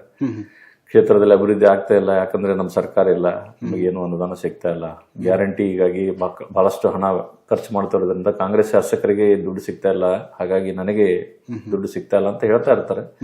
ಅದೆಲ್ಲ ಕುಂಟು ನೆಪ. ಕುಣ್ಲಿಕ್ಕೆ ಬರ್ಲಿಲ್ಲ ಅಂದ್ರೆ ನೆಲ ಡೊಂಕನ್ನುವ ಹಾಗೆ ಬೇರೆ ಕ್ಷೇತ್ರದಲ್ಲಿ ನೀವು ನೋಡಬಹುದು. ಸಿಂದಗಿ ಮತಕ್ಷೇತ್ರದಲ್ಲಿ ನೋಡಬಹುದು, ಇಂಡಿ ಮತಕ್ಷೇತ್ರ ನೋಡಬಹುದು, ಮುದ್ದೇಬೇಳ ನೋಡಬಹುದು, ಬಾಗೇವಾಡಿ ನೋಡಬಹುದು, ಮತ್ತು ಬಿಜಾಪುರ ಮತಕ್ಷೇತ್ರದಲ್ಲಿ ನೋಡಬಹುದು. ಬಿಜಾಪುರದಲ್ಲಿ ಬಸವನಗೌಡರು ಇಷ್ಟೊಂದು ಅಭಿವೃದ್ಧಿಯನ್ನು ಮಾಡಲಿಕ್ಕೆ ಸಾಧ್ಯ ಐತಿ ಅಂದ ಮೇಲೆ ಪ್ರತಿ ಕ್ಷೇತ್ರದಲ್ಲಿ ಮಾಡಲಿಕ್ಕೆ ಸಾಧ್ಯ ಇದೆ. ಅದಕ್ಕೆ ನಾವು ಶ್ರಮ ಪಡಬೇಕಾಗುತ್ತೆ. ಸಂಬಂಧಪಟ್ಟ ಮಂತ್ರಿಗಳ ಜೊತೆಗೆ ಮತ್ತು ಅಧಿಕಾರಿಗಳ ಜೊತೆಗೆ ನಾವು ನಿರಂತರ ಸಂಪರ್ಕವನ್ನು ಸಾಧಿಸಿ ಆ ಕೆಲಸ ನಾವು ಮಾಡ್ತಕ್ಕೋ. Okay sir. ಕುದುರೆ ಸಾಲೋಡಿಗೆ ರಸ್ತೆ ತೆರವು ಇದು ಅದ್ರ ಬಗ್ಗೆ ಅಲ್ಲ, ಅಭಿವೃದ್ಧಿ ಬಗ್ಗೆ ನಮ್ಮ ಯಾವುದೂ ಒಂದು ವಿರೋಧ ಇಲ್ಲ. ನಾವು ಹೇಳೋದಿಷ್ಟೇ, 50 ವರ್ಷಗಳಿಂದ ಅಲ್ಲಿ ವಾಸಿಸುತ್ತಾ ಇರುವಂತಹ ಜನರಿಗೆ ಏಕಾಏಕಿ ನೀವು ನಿರಂತರವಾಗಿ ಮಳೆ ಸುರಿತಾ ಇತ್ತು, ಅವರಿಗೊಂದು ಪರ್ಯಾಯ ವ್ಯವಸ್ಥೆನ ಕಲ್ಪನೆ ಮಾಡಿ ಆ ರಸ್ತೆ ಅಭಿವೃದ್ಧಿ ಪಡಿಸಿದ್ರೆ ನಮ್ಮ ಯಾವ ಅಭ್ಯಂತರ ಇರಲಿಲ್ಲ. ನಾವು ಒಂದು ದಿವಸ ಮೊದಲೇ ಹೋಗಿ ಅಲ್ಲಿ ಸಭೆಯನ್ನ ಮಾಡಿ ಅಲ್ಲಿರುವಂತ ಅಧಿಕಾರಿಗಳನ್ನ ಮತ್ತು ಅಲ್ಲಿರುವಂತ ಗ್ರಾಮ ಪಂಚಾಯತ್ ಅಧ್ಯಕ್ಷರನ್ನ ಭೇಟಿಯಾಗಿ ನಾವೇನ್ ಹೇಳಿದೆ ಅವರಿಗೆ ಅಂತಂದ್ರೆ 55 ಅಡಿ ರಸ್ತೆಯನ್ನು ನೀವು ನಿರ್ಮಾಣ ಮಾಡಬೇಕು. ಅದು ನಮ್ಮ ಒಂದು ಮಾಹಿತಿ ಪ್ರಕಾರ ಊರ ಮಧ್ಯದಲ್ಲಿ ಪೂರ್ವ ಒಂದು ರೋಡ್ ಇತ್ತು. ಊರ ಮಧ್ಯದಲ್ಲಿ ವಾಹನಗಳ ದಟ್ಟಣೆ ಜಾಸ್ತಿ ಆದ ನಂತರ ಅದನ್ನ ಊರ ಬದಿಗೆ ಹಾಕಿದ್ರು. ಊರ ಬದಿ ಅಂತಂದ್ರೆ ಅದು ದಲಿತ ಕೇರಿ. ಅಲ್ಲಿ ಬಹಳಷ್ಟು ಬಡವರು ನೆಲೆಯವರಿದ್ರು. ಅಂತವ್ರಿಗೆಲ್ಲ ಮನೆ ಸಂಪೂರ್ಣವಾಗಿ ನೆಲಸಮ ಮಾಡಿ ಅವರನ್ನ ನಿರ್ಗತಿಕರನ್ನಾಗಿ ಮಾಡುವುದು ಯಾಕೆ? ಸರ್ಕಾರ ಪ್ರತಿಯೊಬ್ಬರಿಗೆ ಒಂದು ಸೂರನ್ನ ಕಲ್ಪಿಸಿಕೊಡ್ಬೇಕು, ಅವರಿಗೆ ಮನೆ ಕೊಡಬೇಕು ಅಂತ ಹೇಳಿ ಯೋಜನೆಗಳನ್ನು ತರುತ್ತೆ. ಅದಕ್ಕೆ ಮೊದಲು 1-2 ತಿಂಗಳ ಮೊದಲು ನೀವು ಅವರಿಗೆ ಪರ್ಯಾಯ ವ್ಯವಸ್ಥೆನ ಕಲ್ಪನೆ ಮಾಡ್ರಿ, ಆಮೇಲೆ ಮನೆ ತೆಗಿರಿ. ಅವರು 50 ವರ್ಷಗಳಿಂದ ಕರ ಕಟ್ತಾ ಇದ್ದಾರೆ ಮತ್ತು ಎಲೆಕ್ಟ್ರಿಸಿಟಿ ಬಿಲ್ ಕೊಡ್ತಿದ್ರು, ಅವ್ರ ಹೆಸರು ಉತ್ತಾರ ಇದೆ. ಇದೆಲ್ಲ ಇರಬೇಕಾದ್ರೆ ಅವ್ರಿಗೆ ಸಪೋರ್ಟ್ ಮಾಡಿದ್ದಾರೆ. ಅಭಿವೃದ್ಧಿ ನೆಪದಲ್ಲಿ ಈ ರೀತಿ ಅವರನ್ನ ಬೀದಿಗೆ ತರೋದು ಸರಿಯಲ್ಲ ಅನ್ನೋದು ನಮ್ಮ ಅಭಿಪ್ರಾಯ. ಹಾಗಾಗಿ ನಾವು ಹೋರಾಟ ಮಾಡಿದ್ವಿ. ಹೋರಾಟ ಮಾಡಿ ಆ ರಸ್ತೆ ಅಗಲೀಕರಣವನ್ನು 45 ಅಡಿಗೆ ಸೀಮಿತಗೊಳಿಸಿ ಹೆಚ್ಚು ಜನರಿಗೆ ತೊಂದರೆ ಆಗದ ಯತ್ನ ಮಾಡಿದ್ವಿ. ಯಾರಿಗೆ ಸಂಪೂರ್ಣ ಮನೆ ಕಳ್ಕೊಂಡಿದ್ದಾರೆ ಅವರಿಗೆ ಸರ್ಕಾರದಿಂದ ಜಾಗ ಕೊಡುವಂತ ವ್ಯವಸ್ಥೆ ಮಾಡಿದ್ವಿ ಮತ್ತು ಅವರಿಗೆ ಒಂದು ಮನೆ ಕಟ್ಟಿಸಿಕೊಡುವಂತ ವ್ಯವಸ್ಥೆನೂ ನಾವು ಮಾಡಿದ್ವಿ. Okay sir. ದೇವರಿಪ್ಪರಿಗೆ ಹೊಸ ತಾಲೂಕು ಸರ್, ಅಲ್ಲಿ ಮಿನಿ ವಿಧಾನಸೌಧ ಕಟ್ಟಡ ಆಗಿದೆ, ಆದ್ರೆ ಆಫೀಸ್ಗಳು ಕಾರ್ಯರೂಪಕ್ಕೆ ಬರ್ತಾ ಇಲ್ಲ. ಮಿನಿ ವಿಧಾನಸೌಧಕ್ಕಾಗಿ ಜಾಗೆಯನ್ನ ನೋಡಿದ್ದಾರೆ. ಪ್ರಜಾಸೌಧ ಅಂತ ಹೇಳಿ ಕಟ್ಟಡ ನಿರ್ಮಾಣ ಆಗಬೇಕು, ಅದು ಇನ್ನೂ ಪ್ರಾರಂಭಗೊಂಡಿಲ್ಲ. ಅದು ಮತ್ತೆ ಈಗ ಸದ್ಯಕ್ಕಿರೋದು ತಹಶೀಲ್ದಾರ್ ಕಚೇರಿ ಇದೆ. ಅದು ಬಿಟ್ರೆ ಇನ್ನೂ ಸಬ್ ರಿಜಿಸ್ಟರ್ ಆಫೀಸ್ ಬರಬೇಕು, ನ್ಯಾಯಾಲಯ ಆಗಬೇಕು, ಬಹಳಷ್ಟು ಕೆಲಸ ಕಾರ್ಯಗಳು ಬಾಕಿ ಇದಾವೆ. ಒಂದು ಬಸ್ ಡಿಪೋ ಆಗಬೇಕು. ಸರ್, ಕ್ಷೇತ್ರದ ನೀರಾವರಿ ಬಗ್ಗೆ ತಮ್ಮ ಮಾತಿನ ಸರ್. MB ಪಾಟೀಲ್ ಸಾಹೇಬರು ನೀರಾವರಿ ಮಂತ್ರಿಗಳಿದ್ದಾಗ ಕುಡಿಲಿಕ್ಕೆ ನೀರಿನ ಸಮಸ್ಯೆ ಇದ್ದಂಥ ದೇವರಿಪ್ಪರಿಗೆ ಪಟ್ಟಣ ಮತ್ತು ಸುತ್ತಮುತ್ತಲಿನ ಗ್ರಾಮಗಳಿಗೆ ಬಿಜಾಪುರ ಮೇನ್ ಕೆನಾಲ್ ಮುಖಾಂತರ ಮತ್ತು ಈ ಒಂದು ಮುಳವಾಡ ಏತ ನೀರಾವರಿ ಮತ್ತು ಆ ಕೆನಾಲ್ಗಳನ್ನು ನಿರ್ಮಾಣ ಮಾಡಿ ಪ್ರತಿ ಗ್ರಾಮಕ್ಕೂ ಗ್ರಾಮದಲ್ಲಿರುವಂಥ ಕೆರೆಗಳನ್ನು ತುಂಬಿಸುವಂಥ ಒಂದು ಕಾರ್ಯವನ್ನು ಮಾಡಿದ್ದಾರೆ. ಇವತ್ತು ದೇವರಿಪ್ಪರಿಗೆ ಪಟ್ಟಣದಲ್ಲಿ ಸಾಕಷ್ಟು ನೀರಿನ ಒಂದು 10 ವರ್ಷದಿಂದ ಇದ್ದಂಥ ನೀರಿನ ಸಮಸ್ಯೆ ಇವತ್ತಿಲ್ಲ. ಯಾಕಂದ್ರೆ ಕೆರೆ ತುಂಬುವಂಥ ಒಂದು ಯೋಜನೆ ಕಾರ್ಯರೂಪಕ್ಕೆ ಬಂದಿದೆ ಮತ್ತು ಅಲ್ಲಿರುವಂಥ ಕೆರೆಗಳೆಲ್ಲ ತುಂಬಿದಾವೆ. ಅಂತರ್ಜಲ ಮಟ್ಟ ಹೆಚ್ಚಾಗಿದೆ. ಪ್ರತಿ ಕೃಷಿಕನೂ ಸಹ ಇವತ್ತು ಸಂತೃಪ್ತಿಯಿಂದ ನೀರಾವರಿಯನ್ನು ಮಾಡ್ತಾ ಇದ್ದಾರೆ. ಮತ್ತು ಈ ಒಂದು ಬೂದಿಹಾಳ್ ಪಿರಾಪುರ ಏತ ನೀರಾವರಿ ಕಾರ್ಯ ಪ್ರಾರಂಭ ಮಾಡಿದರು. ಅದು ಅವರು ನೀರಾವರಿ ಮಂತ್ರಿಗಳಿದ್ದಾಗ ಮುಖ್ಯಮಂತ್ರಿಗಳು ಬಂದು ಅದನ್ನು ಅಡಿಗೆಲ್ಲ ಹಾಕಿ ಪ್ರಾರಂಭ ಮಾಡಿದರು. ಇನ್ನೂ 250 ಕೋಟಿ ನಮಗೆ ಹಣ ಬೇಕು. ಮೊನ್ನೆ ಬಹಳಷ್ಟು ಜನ ಅಲ್ಲಿನ ರೈತರು ಒಂದು ಧರಣಿಯನ್ನು ಮಾಡಿದಾಗ ಇವರೇ ಸ್ವತಃ ಬಂದು ಅಲ್ಲಿ ಒಂದು ಆಶ್ವಾಸನೆಯನ್ನು ಕೊಟ್ಟು ಹೋಗಿದ್ದಾರೆ. ಮತ್ತು ಅದೊಂದು 250 ಕೋಟಿ, 200 ಇಲ್ಲ 300 ಕೋಟಿ ಆದರೂ ಸರಿ, ಅದನ್ನು ನಾನು ಅನುಮೋದನೆ ತಗೊಂಡು ಬರ್ತೀನಿ ಮತ್ತು ಅದನ್ನು ಸಂಪೂರ್ಣ ಈ ಒಂದು ಸರ್ಕಾರದ ಅವಧಿಯೊಳಗೆ ಮಾಡಿಕೊಡ್ತೀವಿ ಅನ್ನೊಂದು ಭರವಸೆಯನ್ನು ಅವರು ಕೊಟ್ಟಿದ್ದಾರೆ. Okay sir. ಕ್ಷೇತ್ರದಲ್ಲಿ ಯಾವುದೇ ರಸ್ತೆಗಳು ಸುಧಾರಣೆ ಇಲ್ಲ, ತೋಟದ ರಸ್ತೆ ಆಗಲಿ, ಗ್ರಾಮದ ರಸ್ತೆ ಆಗಲಿ. ಅದೇ ಈಗ ಶಾಸಕರು ಅದರ ಬಗ್ಗೆ ಗಮನ ಹರಿಸಬೇಕು ಮತ್ತು ಸಂಬಂಧಪಟ್ಟ ಸಚಿವರನ್ನು ಸಂಪರ್ಕಿಸಿ ಅಂಥ ಕೆಲಸ ಕಾರ್ಯಗಳನ್ನು ಅವ್ರು ಮಾಡಿಕೊಡ್ಬೇಕು. ಅವರು ಅದಾಗಬೇಕು. ಸರ್, ಶಾಸಕರದೇನು ಸರ್ ನೀರಾವರಿ ಕೊಡುಗೆ ಕ್ಷೇತ್ರದಲ್ಲಿ? ಅಲ್ಲ, ಅವರು ಈಗ ಶಾಸಕರಾಗಿ ಬಂದಿದ್ದಾರೆ. ಬಟ್ ಇವೆಲ್ಲ ನೀರಾವರಿ ಯೋಜನೆಗಳು ಕಾರ್ಯರೂಪಕ್ಕೆ ಬಂದಿದ್ದು ಸುಮಾರು 8 ವರ್ಷ 10 ವರ್ಷಗಳ ಹಿಂದೆ. ಬಂದಂಥ ಕಾರ್ಯಗಳನ್ನು ಪೂರ್ಣಗೊಳಿಸುವ ನಿಟ್ಟಿನಲ್ಲಿ ಅವರು ಕಾರ್ಯಪ್ರವೃತ್ತರಾಗಬೇಕು ಮತ್ತು ಸಂಬಂಧಪಟ್ಟ ನೀರಾವರಿ ಸಚಿವರನ್ನು ಭೇಟಿಯಾಗಿ ಈ ಬೂದಿಹಾಳ್ ಪಿರಾಪುರ ಏತ ನೀರಾವರಿ ಕಾರ್ಯ ಪೂರ್ಣಗೊಳಿಸುವ ನಿಟ್ಟಿನಲ್ಲಿ ಅವರು ಕಾರ್ಯಪ್ರವೃತ್ತರಾಗಬೇಕು. Okay sir. ಜಿಲ್ಲೆ ಬಗ್ಗೆ ತಮ್ಮ ಮಾತೇನು ಸರ್? ಜಿಲ್ಲೆ ನಮ್ಮ ಜಿಲ್ಲೆ ಮೊದಲು ಬರದ ನಾಡಂತ ಹೇಳಿ ಒಂದು ಪ್ರಸಿದ್ಧಿಯನ್ನು ಹೊಂದಿತ್ತು. ಬಹಳಷ್ಟು ತಾಪಮಾನ ಜಾಸ್ತಿ ಇತ್ತು. ನಾನು ಚಿಕ್ಕವನಿದ್ದಾಗ ಬಿಜಾಪುರ ನಗರದಲ್ಲಿ ಶಿಕ್ಷಣವನ್ನು ಪಡಿತಿರ್ಬೇಕಾದ್ರೆ ವಾರಕ್ಕೆ 1 ಸಾರಿ ನೀರು ಬರ್ತಾ ಇತ್ತು. ಅದು ಭೂತಾಳ ಕೆರೆಯಿಂದ ಬರ್ತಂತ ನೀರು ಪೂರ ಕಲಕಾಗಿರ್ತಿತ್ತು ಬೇಸಿಗೆಯಲ್ಲಿ. ಅದಕ್ಕೆ ಪಟಕ ಅಂತ ಬರುತ್ತೆ. ಆ ಪಟಕ ಬಕೆಟಲ್ಲಿ ಹಾಕಿ ಎಲ್ಲ ಹೊಲಸು ತಳಕ್ಕೆ ಸೇರಿದ ನಂತರ ಆ ನೀರನ್ನು ಉಪಯೋಗ ಮಾಡ್ತಂತ ಒಂದು ಪರಿಸ್ಥಿತಿನ ನಾನು ನೋಡಿದ್ದೀನಿ. ಇವತ್ತು ಅವತ್ತು 600, 700, 800 ಅಡಿ ಬೋರ್ ಕೊರೆಸಿದಾಗೂ ಸಹ, ಕೊಳವೆ ಬಾಯಿ ಕೊರೆಸಿದಾಗೂ ಸಹ ನೀರು ಹತ್ತಿರಲಿಲ್ಲ. ಇವತ್ತು MB ಪಾಟೀಲ್ ಸಾಹೇಬರು ನೀರಾವರಿ ಮಂತ್ರಿಯಾಗಿ ಕೆರೆ ತುಂಬ ಯೋಜನೆಗಳನ್ನು ಕಾರ್ಯರೂಪಕ್ಕೆ ತಂದ ಮೇಲೆ ಇವತ್ತು ಬಿಜಾಪುರ ನಗರದಲ್ಲಿರುವಂಥ ಪ್ರತಿ ಮನೆಯಲ್ಲಿಯೂ ಸಹ ಕೊಳವೆ ಬಾವಿಯಲ್ಲಿ 200-300 ಫೂಟ್ ಅಗಿಯೋದ್ರೊಳಗೆ ಒಳ್ಳೆ ನೀರು ಸಿಗ್ತಾ ಇದೆ. ಯಾರಿಗೆ ನೀರಿನ ಸಮಸ್ಯೆ ಇಲ್ಲ. ಮತ್ತು ಸಾಕಷ್ಟು ಹಸಿರೀಕರಣವನ್ನು ಅವ್ರು ಮಾಡ್ತಾ ಇದ್ದಾರೆ. ಒಂದು ದಟ್ಟವಾದ ಅರಣ್ಯವನ್ನೇ ಅವರು ನಿರ್ಮಾಣ ಮಾಡಿದ್ದಾರೆ. ತಾಪಮಾನ ತಕ್ಕ ಮಟ್ಟಿಗೆ ಕಡಿಮೆ ಆಗಿದೆ. ಬಿಜಾಪುರ ಸೌಂದರ್ಯಗೊಂಡಿದೆ ಮತ್ತು ಸಾಕಷ್ಟು ಶಿಕ್ಷಣ ಸಂಸ್ಥೆಗಳನ್ನು ಅವರು ಪ್ರಾರಂಭ ಮಾಡಿ ಇವತ್ತು ಬಿಜಾಪುರದಲ್ಲಿ ಇಷ್ಟೊಂದು ಜನ ಇಂಜಿನಿಯರ್ಸ್ ಇದ್ದೇವೆ, ಇಷ್ಟೊಂದು ಜನ ವೈದ್ಯರಿದ್ದೇವೆ ಅಂತಂದ್ರೆ ಅದಕ್ಕೆ BLD ಸಂಸ್ಥೆ ಒಂದು ಕೊಡುಗೆ ದೊಡ್ಡದು ಅನ್ನೋದನ್ನು ಇವತ್ತು ನಾವು ಒತ್ತಿ ಹೇಳಬೇಕಾಗ್ತದೆ. ಅದರ ಜೊತೆಗೆ ಶಿವಾನಂದ ಪಾಟೀಲ್ ಸಾಹೇಬರಾಗಿರ್ಬೋದು ಮತ್ತು ನಮ್ಮ ಯಶವಂತರಾವ್ ಗೌಡ್ರಾಗಿರ್ಬೋದು, ನಮ್ಮ ಅಪ್ಪಾಜಿ ನಾಡಗೌಡರಾಗಿರ್ಬೋದು, ಅವರೆಲ್ಲರೂ ಬಹಳ ಹಿರಿಯ ರಾಜಕಾರಣಿಗಳು. ತಮ್ಮ ತಮ್ಮ ಕ್ಷೇತ್ರದಲ್ಲಿ ಸಾಕಷ್ಟು ಸಾಧನೆಯನ್ನು ಅವರು ಮಾಡಿದ್ದಾರೆ. ಶಿವಾನಂದ ಪಾಟೀಲ್ ಸಹ ಆರೋಗ್ಯ ಮಂತ್ರಿಗಳಾಗಿ ಆಗಿನ ಕಾಲದಲ್ಲಿ ನಮ್ಮ ಜಿಲ್ಲಾ ಆಸ್ಪತ್ರೆಯನ್ನು ಉನ್ನತೀಕರಣಗೊಳಿಸಿದ್ದಾರೆ. ಬಿಜಾಪುರ ಒಂದು ಅಭಿವೃದ್ಧಿ ಪಥದತ್ತ ಸಾಗ್ತಾ ಇದೆ. ಅದಕ್ಕೆ ಮುಖ್ಯ ಪಾಲುದಾರರು ಶ್ರೀಯುತ MB ಪಾಟೀಲ್ ಅಂತ ಹೇಳಿಕ್ಕೆ ನನಗೆ ಭಾಳ ಹೆಮ್ಮೆ ಅನಿಸ್ತದೆ. Okay sir.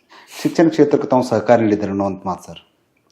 ಶಿಕ್ಷಣ ಕ್ಷೇತ್ರಕ್ಕೂ ತಮ್ಮ ಸಹಕಾರ ಇದೆ ಅನ್ನೋ ಅಂತ ಮಾತು. ಬಹಳಷ್ಟು ಜನ ಬಡವರು ಶಿಕ್ಷಣಕ್ಕಾಗಿ ಬಹಳಷ್ಟು ಪರದಾಡ್ತಾ ಇರ್ತಾರೆ.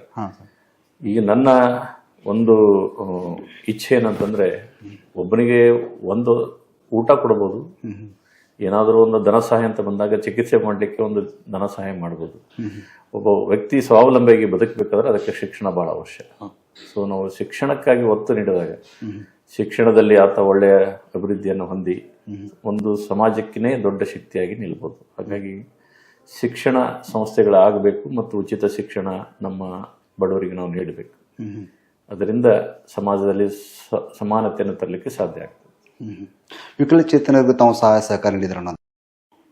ವಿಕಲಚೇತನಿಗೆ ನಾನು ಸಂಘ ಸಂಸ್ಥೆನೇ ಇರೋದ್ರಿಂದ ಮತ್ತು ಬೇರೆ ಬೇರೆ ಸಂಘ ಸಂಸ್ಥೆಗಳಿಂದ ಒಡನಾಟ ಇರೋದ್ರಿಂದ ಅವರಿಗೆ ಸಂಪರ್ಕ ಮಾಡಿ ಯಾರಿಗೆ ಏನನ್ನ ಸಹಾಯ ಕೊಡ್ಲಿಕ್ಕೆ ಸಾಧ್ಯ. ಯಾಕಂದ್ರೆ ಬಹಳಷ್ಟು ಜನ ಇವತ್ತು ಪ್ರಪಂಚದಲ್ಲಿ ಶ್ರೀಮಂತರಿದ್ದಾರೆ. ಅವರು ಸಮಾಜದಲ್ಲಿರುವಂತಹ ಅಸಹಾಯಕರಿಗೆ ಸಹಾಯ ಮಾಡುವಂತ ಒಂದು ಇಚ್ಛೆ ಹೊಂದಿರ್ತಾರೆ. ಅದನ್ನ ತಂದು ಮುಟ್ಟಿಸುವಂತ ಕೆಲಸ ನಮ್ಮ ಸಂಸ್ಥೆಯಿಂದ ನಾವು ಮಾಡ್ತಾ ಇರ್ತೀವಿ. ಕಳೆದ ವರ್ಷ ಸುಮಾರು 100 ತ್ರಿಚಕ್ರ ಸೈಕಲ್ಗಳನ್ನು ನಾವು ವಿತರಣೆ ಮಾಡಿದ್ದೀವಿ. ಅದಕ್ಕೆಲ್ಲ ಕಾರಣ ಅಂತಂದ್ರೆ ಅಂತಾರಾಷ್ಟ್ರೀಯ ಮಟ್ಟದಲ್ಲಿರುವಂಥ ಸಂಸ್ಥೆಗಳು ನಮ್ಮ ಸಂಪರ್ಕಕ್ಕೆ ಬಂದು ಈ ರೀತಿ ನಾವು ಮಾಡ್ಬೇಕಂತೀವಿ, ನಿಮ್ಮ ಮುಖಾಂತರ ಅದಾಗಲಿ ಅಂದಾಗ ಬಹಳ ಸಂತೋಷದಿಂದ ನಾವು ಅದನ್ನು ಮಾಡಿಕೊಟ್ಟಿದ್ದೀವಿ. ಮತ್ತು ಅವರು ಸ್ವಾವಲಂಬಿಗಳಾಗಿ ಬದುಕಬೇಕಪ್ಪ ಅಂತಂದ್ರೆ ನಾವು ಅವರಿಗೆ ಶಕ್ತಿ ತುಂಬಬೇಕಾಗ್ತದೆ. ಸರ್, ಬಡವರು ನಿರ್ಗತಿಕರ ಆಸರೆದಾತ ಪ್ರಭುಗೌಡರು ಯಾರು ಇವತ್ತು ಬಹಳಷ್ಟು ಜನರಿಗೆ ಆರೋಗ್ಯ ಸಮಸ್ಯೆಗಳು ಬರ್ತವೆ. ಆರೋಗ್ಯದ ಸಮಸ್ಯೆಗಳು ಬಂದಾಗ ಅವರಿಗೆ ಚಿಕಿತ್ಸೆಯನ್ನು ಪಡ್ಕೋಬೇಕಂತಂದ್ರೆ ಸಾಧ್ಯ ಆಗುದಿಲ್ಲ. ಅದರ ಸರ್ಕಾರ ಸಾಕಷ್ಟು ಯೋಜನೆಗಳನ್ನ ತಂದಿದೆ. ಅದನ್ನ ನಾವು ಸಮರ್ಪಕವಾಗಿ ಅದನ್ನ ಪಾಲನೆ ಮಾಡಬೇಕು ಅಂತಂದ್ರೆ ಒಬ್ಬರು ನಾವು ಮಧ್ಯೆ ಇರಬೇಕಾಗ್ತದೆ.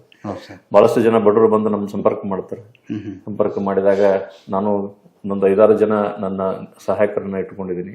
ಅವ್ರ ಮುಖಾಂತರ ಅವರಿಗೆ ಒಂದು ಚಿಕಿತ್ಸೆ ವ್ಯವಸ್ಥೆಯನ್ನು ಮಾಡ್ತೀವಿ. BLD ಸಂಸ್ಥೆಯಲ್ಲಿ ಅಥವಾ ಸರ್ಕಾರಿ ನಮ್ಮ ಜಿಲ್ಲಾ ಆಸ್ಪತ್ರೆಯಲ್ಲಿರುವಂಥ ತಜ್ಞ ವೈದ್ಯರೊಂದಿಗೆ ಸಂಪರ್ಕಿಸಿ ಅವರಿಗೆ ಒಳ್ಳೆಯ ಗುಣಮಟ್ಟದ ಚಿಕಿತ್ಸೆಯನ್ನು ಸಂಪೂರ್ಣ ಉಚಿತವಾಗಿ ಕೊಡಿಸಿ ಅವರಿಗೆ ಆರೋಗ್ಯವನ್ನು ಸುಧಾರಿಸುವಂಥ ಕೆಲಸ ನಾವು ಮಾಡ್ತಾ ಇದ್ದೇವೆ. ಓಕೆ ಸರ್, ರಾಜ್ಯದಲ್ಲಿ ಸಿದ್ದರಾಮಯ್ಯನವರು CM ಆಗಿ ಇತಿಹಾಸ ದಾಖಲೆ ನಿರ್ಮಾಣ ಮಾಡಿದ್ರೆ ಹೆಚ್ಚಿನ ಅವಧಿಗೆ ಖಂಡಿತವಾಗಿಯೂ ಅವರಿಗಿರುವಂಥ ಒಂದು ಜನಪ್ರಿಯತೆ ಅದು ಬಹಳ ಮೆಚ್ಚುವಂಥದ್ದು. ಅವರು ಕೇವಲ ಒಂದು ಜಾತಿ ಧರ್ಮಕ್ಕೆ ಸೀಮಿತವಾದಂಥ ನಾಯಕರಲ್ಲ. ಸಮಾಜದಲ್ಲಿ ತುಳಿತಕ್ಕೊಳಗಾದಂತಹ ಬಡವರ ಮತ್ತು ದೀನ ದುರ್ಬಲರ ಏಳಿಗೆಗಾಗಿ ಅವರು ಕಾರ್ಯನಿರ್ವಹಿಸುತ್ತಾ ಬಂದಿದ್ದಾರೆ. ಹಾಗಾಗಿನೇ ಅವರಿಗೆ ಅಧಿಕ ಅವಧಿಯ ಒಂದು ಮುಖ್ಯಮಂತ್ರಿ ಸ್ಥಾನವನ್ನ ನಮ್ಮ ಕರ್ನಾಟಕ ಜನತೆ ನೀಡಿದ್ದಾರೆ. ಕರ್ನಾಟಕ ಜನತೆ ನೀಡಿದ್ದಾರೆ ಅಂತಂದ್ರೆ ಅವರ ಒಂದು ಸೇವೆಗೆ ಅದೊಂದು ಪುರಸ್ಕಾರ ಕೊಟ್ಟ ಹಾಗೆ. ದೇವರಾಜ ಅರಸರು ಅವರು ಒಬ್ಬ ಹಿರಿಯ ಮೇಧಾವಿ ರಾಜಕಾರಣಿ ಮತ್ತು ಸಾಕಷ್ಟು ಹಿಂದುಳಿದ ವರ್ಗಕ್ಕೆ ಅನುಕೂಲವನ್ನು ಮಾಡಿಕೊಟ್ಟಂಥವ್ರು, ಸಮಾಜದಲ್ಲಿ ಸಮಾನತೆ ತರಬೇಕಂತ ಹೇಳಿ ಸಾಕಷ್ಟು ಶ್ರಮವನ್ನು ವಹಿಸಿದಂಥವ್ರು. ಅವರ ಹಾದಿಯಲ್ಲಿ ಇವರು ನಡೀತಾ ಇದ್ದಾರೆ ಮತ್ತು ಇವರು ಇನ್ನೂ ಹೆಚ್ಚು ಜನಪ್ರಿಯತೆಯನ್ನು ಹೊಂದಿದ್ದಾರೆ ಮತ್ತು ಅವರ ಮುಂದಿನ ಭವಿಷ್ಯದ ಹಾದಿ ಇನ್ನೂ ಹೆಚ್ಚಿನ ರೀತಿಯಲ್ಲಿ ಆಗಿರಲಿ ಅನ್ನೋದೇ ನಮ್ಮ ಸದಸ್ಯ. ಕೇಂದ್ರ ಸರ್ಕಾರ ಮಹಾತ್ಮ ಗಾಂಧಿ ರಾಷ್ಟ್ರೀಯ ಉದ್ಯೋಗ ಖಾತ್ರಿ ಯೋಜನೆ ಕೈ ಬಿಟ್ಟು ಬೇರೆ ಕಾಯ್ದೆಯನ್ನು ಮಾಡುತ್ತೆ. ಕೇಂದ್ರ ಸರ್ಕಾರ ಅಭಿವೃದ್ಧಿಗಿಂತ ಜಾಸ್ತಿ ಸಮಾಜದಲ್ಲಿ ಒಡಕನ್ನ ನಿರ್ಮಾಣ ಮಾಡಿ ಧರ್ಮ ಮತ್ತು ಜಾತಿಗಳ ನಡುವೆ ಸಂಘರ್ಷ ಮಾಡುವಂಥ ಕೆಲಸವನ್ನು ಮಾಡ್ತಾ ಇದೆ. ಮಹಾತ್ಮ ಗಾಂಧಿ ನಮ್ಮ ರಾಷ್ಟ್ರಪಿತ ಮತ್ತು ನಮ್ಮ ಸ್ವಾತಂತ್ರ್ಯಕ್ಕಾಗಿ ಸಾಕಷ್ಟು ಶ್ರಮ ವಹಿಸಿದಂಥವ್ರು. ಅಂಥವರ ಹೆಸರಲ್ಲಿ ಇರುವಂಥ ಈ ಕಾರ್ಯವನ್ನ ಅಳಿಸಿ ಹಾಕುವಂಥ ಒಂದು ಕೆಲಸ ಮಾಡ್ತಿದ್ದಾರೆ. ಇದನ್ನ ಜನ ಒಪ್ಪೋದಿಲ್ಲ. ಅದಕ್ಕಾಗಿ ನಾವು ಸರ್ಕಾರದ ವತಿಯಿಂದ ನಮ್ಮ ವಿರೋಧವನ್ನು ವ್ಯಕ್ತಪಡಿಸಿದ್ದೀವಿ. ಬಹಳಷ್ಟು ಜನ ಗ್ರಾಮದಲ್ಲಿರುವಂತಹ ಕೆಲಸರಹಿತ ಯುವಕರಿಗೆ ಮತ್ತು ಮಹಿಳೆಯರಿಗೆ ಕೆಲಸ ಕೊಡುವಂಥ ಒಂದು ಕೆಲಸ ಈ ಗಾಂಧಿ ನರೇಗಾ ಯೋಜನೆಯಿಂದ ಆಗ್ತದೆ. ಖಂಡಿತವಾಗಿಯೂ ಅದನ್ನ ಮುಂದುವರ್ಸ್ಕೊಂಡು ಹೋಗುವಂಥ ದಿಕ್ಕಿನಲ್ಲಿ ನಾವು ಶ್ರಮ ಪಡ್ತೀವಿ. ಆರ್ಥಿಕವಾಗಿ ಸರ್ಕಾರ ದಿವಾಳಿಯಾಗಿದೆ. ಸರ್ಕಾರದಲ್ಲಿ ಸರ್ಕಾರ ನಮ್ಮ ಅಧಿಕಾರಕ್ಕೆ ಬಂದಾಗ ಬಿಜೆಪಿ ಸರ್ಕಾರ 2,47,000 ಕೋಟಿ ಸಾಲವನ್ನ ನಮ್ಮ ತಲೆಯ ಮೇಲಿಟ್ಟು ಹೋಗಿದ್ರು. ಆರ್ಥಿಕ ಅನುಮೋದನೆಯನ್ನು ಪಡೆಯದೇನೆ ಸಾಕಷ್ಟು ಕೆಲಸಗಳನ್ನು ಪ್ರಾರಂಭ ಮಾಡಿ ಗುತ್ತಿಗೆದಾರರಿಗೆ 2,47,000 ಕೋಟಿ ಬಾಕಿ ಇಟ್ಟು ಹೋಗಿದ್ರು. ಅಂಥದ್ದನ್ನ 2 ಲಕ್ಷ ಕೋಟಿ ಇವತ್ತು ನಾವು ಸಂದಾಯ ಮಾಡಿದ್ದೀವಿ. ಇನ್ನು 47,000 ಕೋಟಿ ಮಾತ್ರ ಬಾಕಿ ಇದೆ. ನಾವು ಮನೆ ಕಟ್ಟಬೇಕು, ಆದರೆ ಮನೆ ನಮ್ಮ ಬಜೆಟ್ ಪ್ರಕಾರ ಕಟ್ಟಬೇಕು. ಬಿಜೆಪಿ ಸರ್ಕಾರ ಹೆಚ್ಚಿನ ಸಾಲ ಮಾಡಿ ಅಭಿವೃದ್ಧಿ ಮಾಡ್ತೀವಿ ಅಂತ ಹೇಳಿ ಅದರಲ್ಲಿ ಏನ್ ಮಾಡಿದ್ರು, 40% ಲಂಚ ಪಡೆದು ತಾವು ಶ್ರೀಮಂತರಾದರೂ ಕರ್ನಾಟಕ ಜನತೆಯನ್ನ ಅವರು ಬಡವರನ್ನಾಗಿ ಮಾಡಿದ್ದಾರೆ. ಸೊ ಇವತ್ತು ಈ ಸರ್ಕಾರ ಬಂದ ಮೇಲೆ ಸಾಲವನ್ನ ನಾವೆಲ್ಲ ತೀರಿಸಿದ್ದೀವಿ. ಇನ್ನು ಮುಂದಿನ 2 ವರ್ಷಗಳ ಕಾಲ ನಾವು ಅಭಿವೃದ್ಧಿ ಪರ್ವವನ್ನು ಕಾಣಬಹುದು ಅಂತ ಹೇಳಿ ನಾನು ಭರವಸೆಯನ್ನು ಹೊಂದಿದ್ದೆ. ವಿಜಯಪುರ ನಿಲ್ದಾಣ ವಿಜಯಪುರ ವಿಮಾನ ನಿಲ್ದಾಣ ಬಗ್ಗೆ ತಮ್ಮ ಮಾತಿನ ಸರ್. ವಿಜಯಪುರ ವಿಮಾನ ನಿಲ್ದಾಣ ಅರಣ್ಯ ಇಲಾಖೆಯಿಂದ ಒಂದು ಸ್ವಲ್ಪ ಏನೋ ತೊಂದರೆ ಬಂದಿತ್ತು. ಪ್ಲಸ್ ಒಂದು ಯಾವುದೋ ಸುಪ್ರೀಂ ಕೋರ್ಟ್ ಅಲ್ಲಿ ಒಂದು ಕೇಸ್ ನಡೀತಾ ಇತ್ತು. ಆ ಕೇಸನ್ನ ನಮ್ಮ ಉಸ್ತುವಾರಿ ಮಂತ್ರಿಗಳಾದಂಥ MB ಪಾಟೀಲ್ ಸಾಹೇಬರು ಅವರು ಆ ಕೇಸನ್ನ ಬಗ್ಗೆ ಹೆಚ್ಚು ಆಸಕ್ತಿಯನ್ನು ವಹಿಸಿ ಸರ್ಕಾರದ ಪರವಾಗಿ ಅದನ್ನ ನ್ಯಾಯಾಲಯದ ತೀರ್ಪನ್ನ ಪಡೆಯುವ ನಿಟ್ಟಿನಲ್ಲಿ ವಾದ ಮಾಡಿ ಇವತ್ತು ಗೆದ್ದಿದ್ದೇವೆ ನಾವು. ಇವತ್ತು MB ಪಾಟೀಲ್ ಸಾಹೇಬರು ಮೂಲ ಸೌಕರ್ಯ ಅಭಿವೃದ್ಧಿ ಸಚಿವರಾದ ನಂತರ ಸುಮಾರು 300 ಕೋಟಿ ಹೆಚ್ಚಿನ ಅನುದಾನವನ್ನು ನಮ್ಮ ಸರ್ಕಾರದಿಂದ ಅವರು ಕೊಟ್ಟಿದ್ದಾರೆ. ಇವತ್ತು ರಾತ್ರಿ ನೈಟ್ ಲ್ಯಾಂಡಿಂಗ್ ವ್ಯವಸ್ಥೆನ ಮಾಡಿದ್ದಾರೆ. ಕಾರ್ಗೋ ವಿಮಾನ ಬಂದು ಇಳಿದು ರೈತರಿಗೆ ಅನುಕೂಲವಾಗುವಂಥ ಒಂದು ಕೆಲಸವನ್ನು ಅವ್ರು ಮಾಡಿದ್ದಾರೆ. Okay sir. ಕ್ಷೇತ್ರದಲ್ಲಿ ತಮ್ಮ ಹಿಂದೆ ಯುವಕರ ಫಡಿ ಇದೆ ಅನ್ನುವಂಥ ಮಾತು ಸರ್. ಕ್ಷೇತ್ರದಲ್ಲಿ ತಮ್ಮ ಹಿಂದೆ ಯುವಕರ ಫಡಿನೇ ಇದೆ ಅನ್ನೋ ಒಂದು ಮಾತು ಸರ್. ಅಲ್ಲ ಇದ್ದಾರೆ ಅಂದರೆ ಹೋದಲ್ಲೆಲ್ಲ ಯುವಕರಿಗಾಗಿ ನಾವು ಸಾಕಷ್ಟು ಪ್ರೋತ್ಸಾಹನ ನೀಡ್ತಾ ಇರ್ತೀವಿ. ಕ್ರೀಡಾಕೂಟಗಳು ಅದೆಲ್ಲ ಆದಾಗ ಅವರ ಜೊತೆಗಿರ್ತೀವಿ. ಅವ್ರ ಜೊತೆಗಿದ್ದು ಅವರಿಗೆ ಪ್ರೋತ್ಸಾಹ ನೀಡಿ ಮತ್ತು ಯುವಕರು ನಾಳಿನ ಶಕ್ತಿ. ಇವತ್ತು ಯುವಕರು ಒಂದು ಒಳ್ಳೆಯ ದಾರಿಯಲ್ಲಿ ನಾವು ನಡಿಬೇಕು.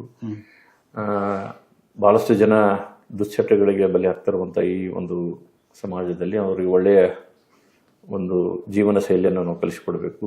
ದುಶ್ಚಟಗಳಿಂದ ದೂರ ಇರಬೇಕು, ಪರಿಶ್ರಮ ಪಡಬೇಕು. ಪರಿಶ್ರಮದಿಂದ ಖಂಡಿತವಾಗಿಯೂ ನಮಗೆ ಮುಂದೊಂದು ದಿವಸ ಒಳ್ಳೇದಾಗ್ತದೆ ಅನ್ನೋದನ್ನು ಅವ್ರಿಗೆ ಹೇಳ್ಕೊಡ್ತಾ ಇರ್ತೀವಿ. Okay sir. ಸರ್ ಮುಂದೆ 2028ರಲ್ಲಿ ಪ್ರಭುಗೌಡ್ರನ್ನ MLA ನೋಡಬೇಕು ಅನ್ನೋದೊಂದು ಕ್ಷೇತ್ರ ಜನತೆಯ ಆಸೆ ಆಗಿದೆ ಸರ್.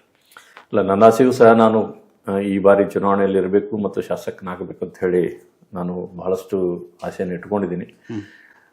ಚುನಾವಣೆಯಲ್ಲಿ ಅಖಾಡದಲ್ಲಿ ನಾನು ಇರ್ತೀನಿ. ಮುಂದೆ ಅದು ಜನರ ತೀರ್ಮಾನಕ್ಕೆ ಬಿಟ್ಟಿದ್ದು.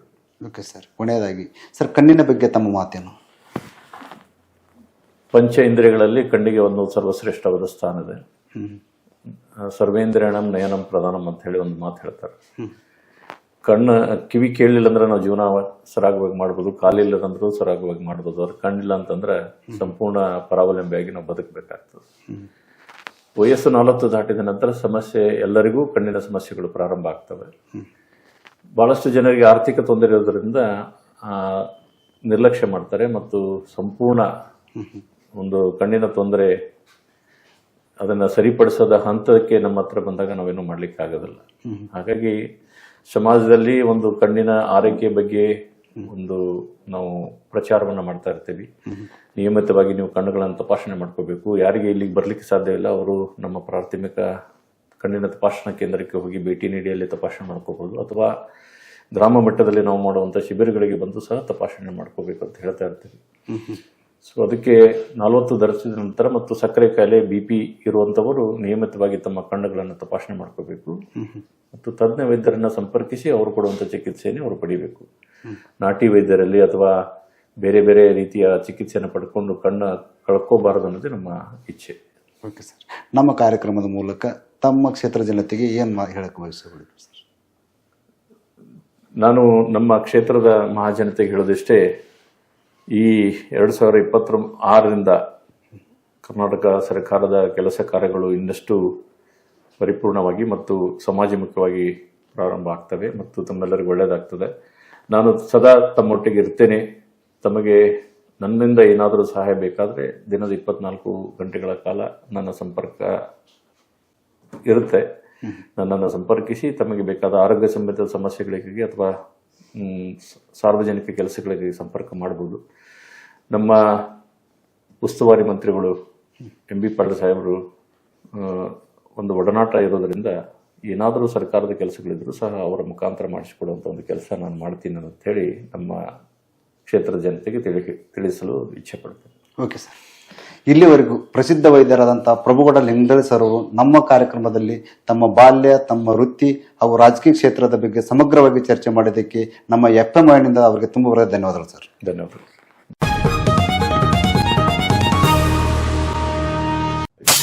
150 ಜನ ನಮ್ಮ ಸಂಸ್ಥೆಯಲ್ಲಿ ಇವತ್ತು ಕಾರ್ಯನಿರ್ವಹಿಸ್ತಾ ಇದ್ದಾರೆ. 60,000 ಜನರಿಗೆ ನಾವು ಉಚಿತವಾದ ಶಸ್ತ್ರಚಿಕಿತ್ಸೆಯನ್ನು ನಮ್ಮ ಸಂಸ್ಥೆಯಿಂದ ನಾವು ಮಾಡಿಕೊಟ್ಟಿದ್ದೀವಿ. ಇಷ್ಟೆಲ್ಲ ವೈದ್ಯಕೀಯ ಕ್ಷೇತ್ರ ಬಿಟ್ಟು ರಾಜಕೀಯವಾಗಿ ತಾವು ಯಾಕೆ ಬಂದಿ ಸರ್? ಮೊದಲಿಂದಲೂ ನನಗೆ ಸ್ವಲ್ಪ ರಾಜಕೀಯ ಕ್ಷೇತ್ರದಲ್ಲಿ ಆಸಕ್ತಿ ಇತ್ತು ಮತ್ತು ನಾನು ಮೊದಲಿಂದಲೂ ನನಗೆ ಜಾತ್ಯತೀತದ ಬಗ್ಗೆ ಬಹಳಷ್ಟು ಅಭಿಮಾನ. ಕ್ಷೇತ್ರದಲ್ಲಿ ಏನು ಮಾತು ಕಂಡು ಬರುತ್ತೆ ಅಂದರೆ ಅಧಿಕಾರಕ್ಕಾಗಲ್ಲ, ಅಭಿವೃದ್ಧಿಗಾಗಿ ಪ್ರಭುಗೌಡ ಅಲ್ಲದೆಲ್ಲ ಅಭಿಮಾನಿಗಳು ಹೇಳುವಂಥದ್ದು. ಬಟ್ ನಾನು ಜನಸೇವೆಗಾಗಿ ದಿನದ 24 ಗಂಟೆಗಳ ಕಾಲ ಅವರ ಸೇವೆಗಾಗಿ ನಾನು ಇರಬೇಕು. Okay sir. ಈಗ ತಾವು 2028 ಪಕ್ಷ ತಮ್ಮ ಗುರುತಿಸ್ಬೋದು ಸರ್? ಪಕ್ಷ ಸಂಘಟನೆ ಮಾಡಬೇಕು, ಪಕ್ಷ ಬಲವರ್ಧನೆ ಮಾಡಿ ವಿಶ್ವಾಸ ಇದೆ ಸರ್. ಪಕ್ಷ ನಮ್ಮ ಈ ಒಂದು ಸಂಘಟನೆ ಕಾರ್ಯವನ್ನು ಗುರುತಿಸ್ತದೆ ಮತ್ತು ನನಗೆ ಖಂಡಿತವಾಗಿ ಸ್ಪರ್ಧೆ ಮಾಡುವಂಥ ಒಂದು ಅವಕಾಶವನ್ನು ಕಲ್ಪಿಸಿಕೊಡ್ತಾರೆ. ನಿಮಗಿಂತಲೂ ಕ್ಷೇತ್ರ ಜನತೆ ನಿಮ್ಮನ್ನ ಎಮ್ ಎಲ್ ಎ ನೋಡಬೇಕು ಅನ್ನೋ ಒಂದು ಆಸೆ ಸರ್. ಸ್ವಾಭಾವಿಕವಾಗಿ ನನ್ನ ಜೊತೆ ಇರುವಂತ ಎಲ್ಲ ಅಭಿಮಾನಿಗಳ ಒಂದು ಆಸೆ ಏನಂತಂದ್ರೆ ನಾನು ಶಾಸಕನಾಗಬೇಕು. ಕ್ಷೇತ್ರದಲ್ಲಿ ಬಹಳಷ್ಟು ರಸ್ತೆಗಳು ಹಾಳಾಗಿದ್ದಾವೆ. ಇವತ್ತು ಗ್ಯಾರಂಟಿಯಿಂದ ಸಾಕಷ್ಟು ಬಡವರಿಗೆ ಬಹಳಷ್ಟು ದೊಡ್ಡ ಅನುಕೂಲ ಆಗಿದೆ. ಹಾಗಾಗಿ ಗ್ಯಾರಂಟಿಯಿಂದ ನಮಗೆ ಹಿನ್ನಡೆ ಆಗಿದೆ ಅನ್ನೋದು ತಪ್ಪು. ಯಾಕಂದ್ರೆ ಕ್ಷೇತ್ರದಲ್ಲಿ ಅಭಿವೃದ್ಧಿ ಆಗ್ತಾ ಇಲ್ಲ, ಯಾಕಂದ್ರೆ ನಮ್ಮ ಸರ್ಕಾರ ಇಲ್ಲ, ನಮಗೇನು ಅನುದಾನ ಸಿಗ್ತಾ ಇಲ್ಲ. ಗ್ಯಾರಂಟಿಗಾಗಿ ಬಹಳಷ್ಟು ಹಣ ಖರ್ಚು ಮಾಡ್ತಾ ಇರೋದ್ರಿಂದ ಕಾಂಗ್ರೆಸ್ ಶಾಸಕರಿಗೆ ದುಡ್ಡು ಸಿಗ್ತಾ ಇಲ್ಲ, ಹಾಗಾಗಿ ನನಗೆ ದುಡ್ಡು ಸಿಗ್ತಾ ಇಲ್ಲ ಅಂತ ಹೇಳ್ತಾ ಇರ್ತಾರೆ. ಅದೆಲ್ಲ ಕುಂಟಿನಪ್ಪ, ಕುಣ್ಲಿಕ್ಕೆ ಬರ್ಲಿಲ್ಲ ಅಂದ್ರೆ ನೆಲ ಡೊಂಕನ್ನು ಹಾಗೆ. ರಾಜ್ಯದಲ್ಲಿ ಸಿದ್ದರಾಮಯ್ಯನವರು ಸಿಎಂ ಆಗಿ ಇತಿಹಾಸ ದಾಖಲೆ ನಿರ್ಮಾಣ ಮಾಡಿದ್ರು ಹೆಚ್ಚಿನ ಅವಧಿಗೆ. ಖಂಡಿತವಾಗಿಯೂ ಅವರಿಗಿರುವಂತ ಒಂದು ಜನಪ್ರಿಯತೆ ಅದು ಬಹಳ ಮೆಚ್ಚುವಂಥದ್ದು. ಅವರು ಕೇವಲ ಒಂದು ಜಾತಿ ಧರ್ಮಕ್ಕೆ ಸೀಮಿತವಾದಂಥ ನಾಯಕರಲ್ಲ. ಇವತ್ತು MB ಪಾಟೀಲ್ ಸಾಹೇಬರು ನೀರಾವರಿ ಮಂತ್ರಿಯಾಗಿ ಕೆರೆ ತುಂಬ ಯೋಜನೆಗಳನ್ನು ಕಾರ್ಯರೂಪಕ್ಕೆ ತಂದ ಮೇಲೆ ಇವತ್ತು ಬಿಜಾಪುರ ನಗರದಲ್ಲಿರುವಂಥ ಪ್ರತಿ ಮನೆಯಲ್ಲೂ ಸಹ ಕೇಂದ್ರ ಸರ್ಕಾರ ಅಭಿವೃದ್ಧಿಗಿಂತ ಜಾಸ್ತಿ ಸಮಾಜದಲ್ಲಿ ಒಡಕನ್ನ ನಿರ್ಮಾಣ ಮಾಡಿ ಧರ್ಮ ಮತ್ತು ಜಾತಿಗಳ ನಡುವೆ ಸಂಘರ್ಷ ಮಾಡುವಂತ ಕೆಲಸವನ್ನ ಮಾಡ್ತಾರೆ. ಸರ್ಕಾರ ನಮ್ಮ ಅಧಿಕಾರಕ್ಕೆ ಬಂದಾಗ ಬಿಜೆಪಿ ಸರ್ಕಾರ 2,47,000 ಕೋಟಿ ಸಾಲವನ್ನ ನಮ್ಮ ತಲೆಯ ಮೇಲಿಟ್ಟು ಹೋಗಿದೆ. ನನ್ನ ಆಸೆಯೂ ಸಹ ನಾನು ಈ ಬಾರಿ ಚುನಾವಣೆಯಲ್ಲಿ ಇರಬೇಕು ಮತ್ತು ಶಾಸಕನಾಗಬೇಕು ಅಂತ ಹೇಳಿ. ನಿಮ್ಮ FM ವಾಹಿನಿಯಲ್ಲಿ ಜನನಾಯಕ ವಿಶೇಷ ಕಾರ್ಯಕ್ರಮ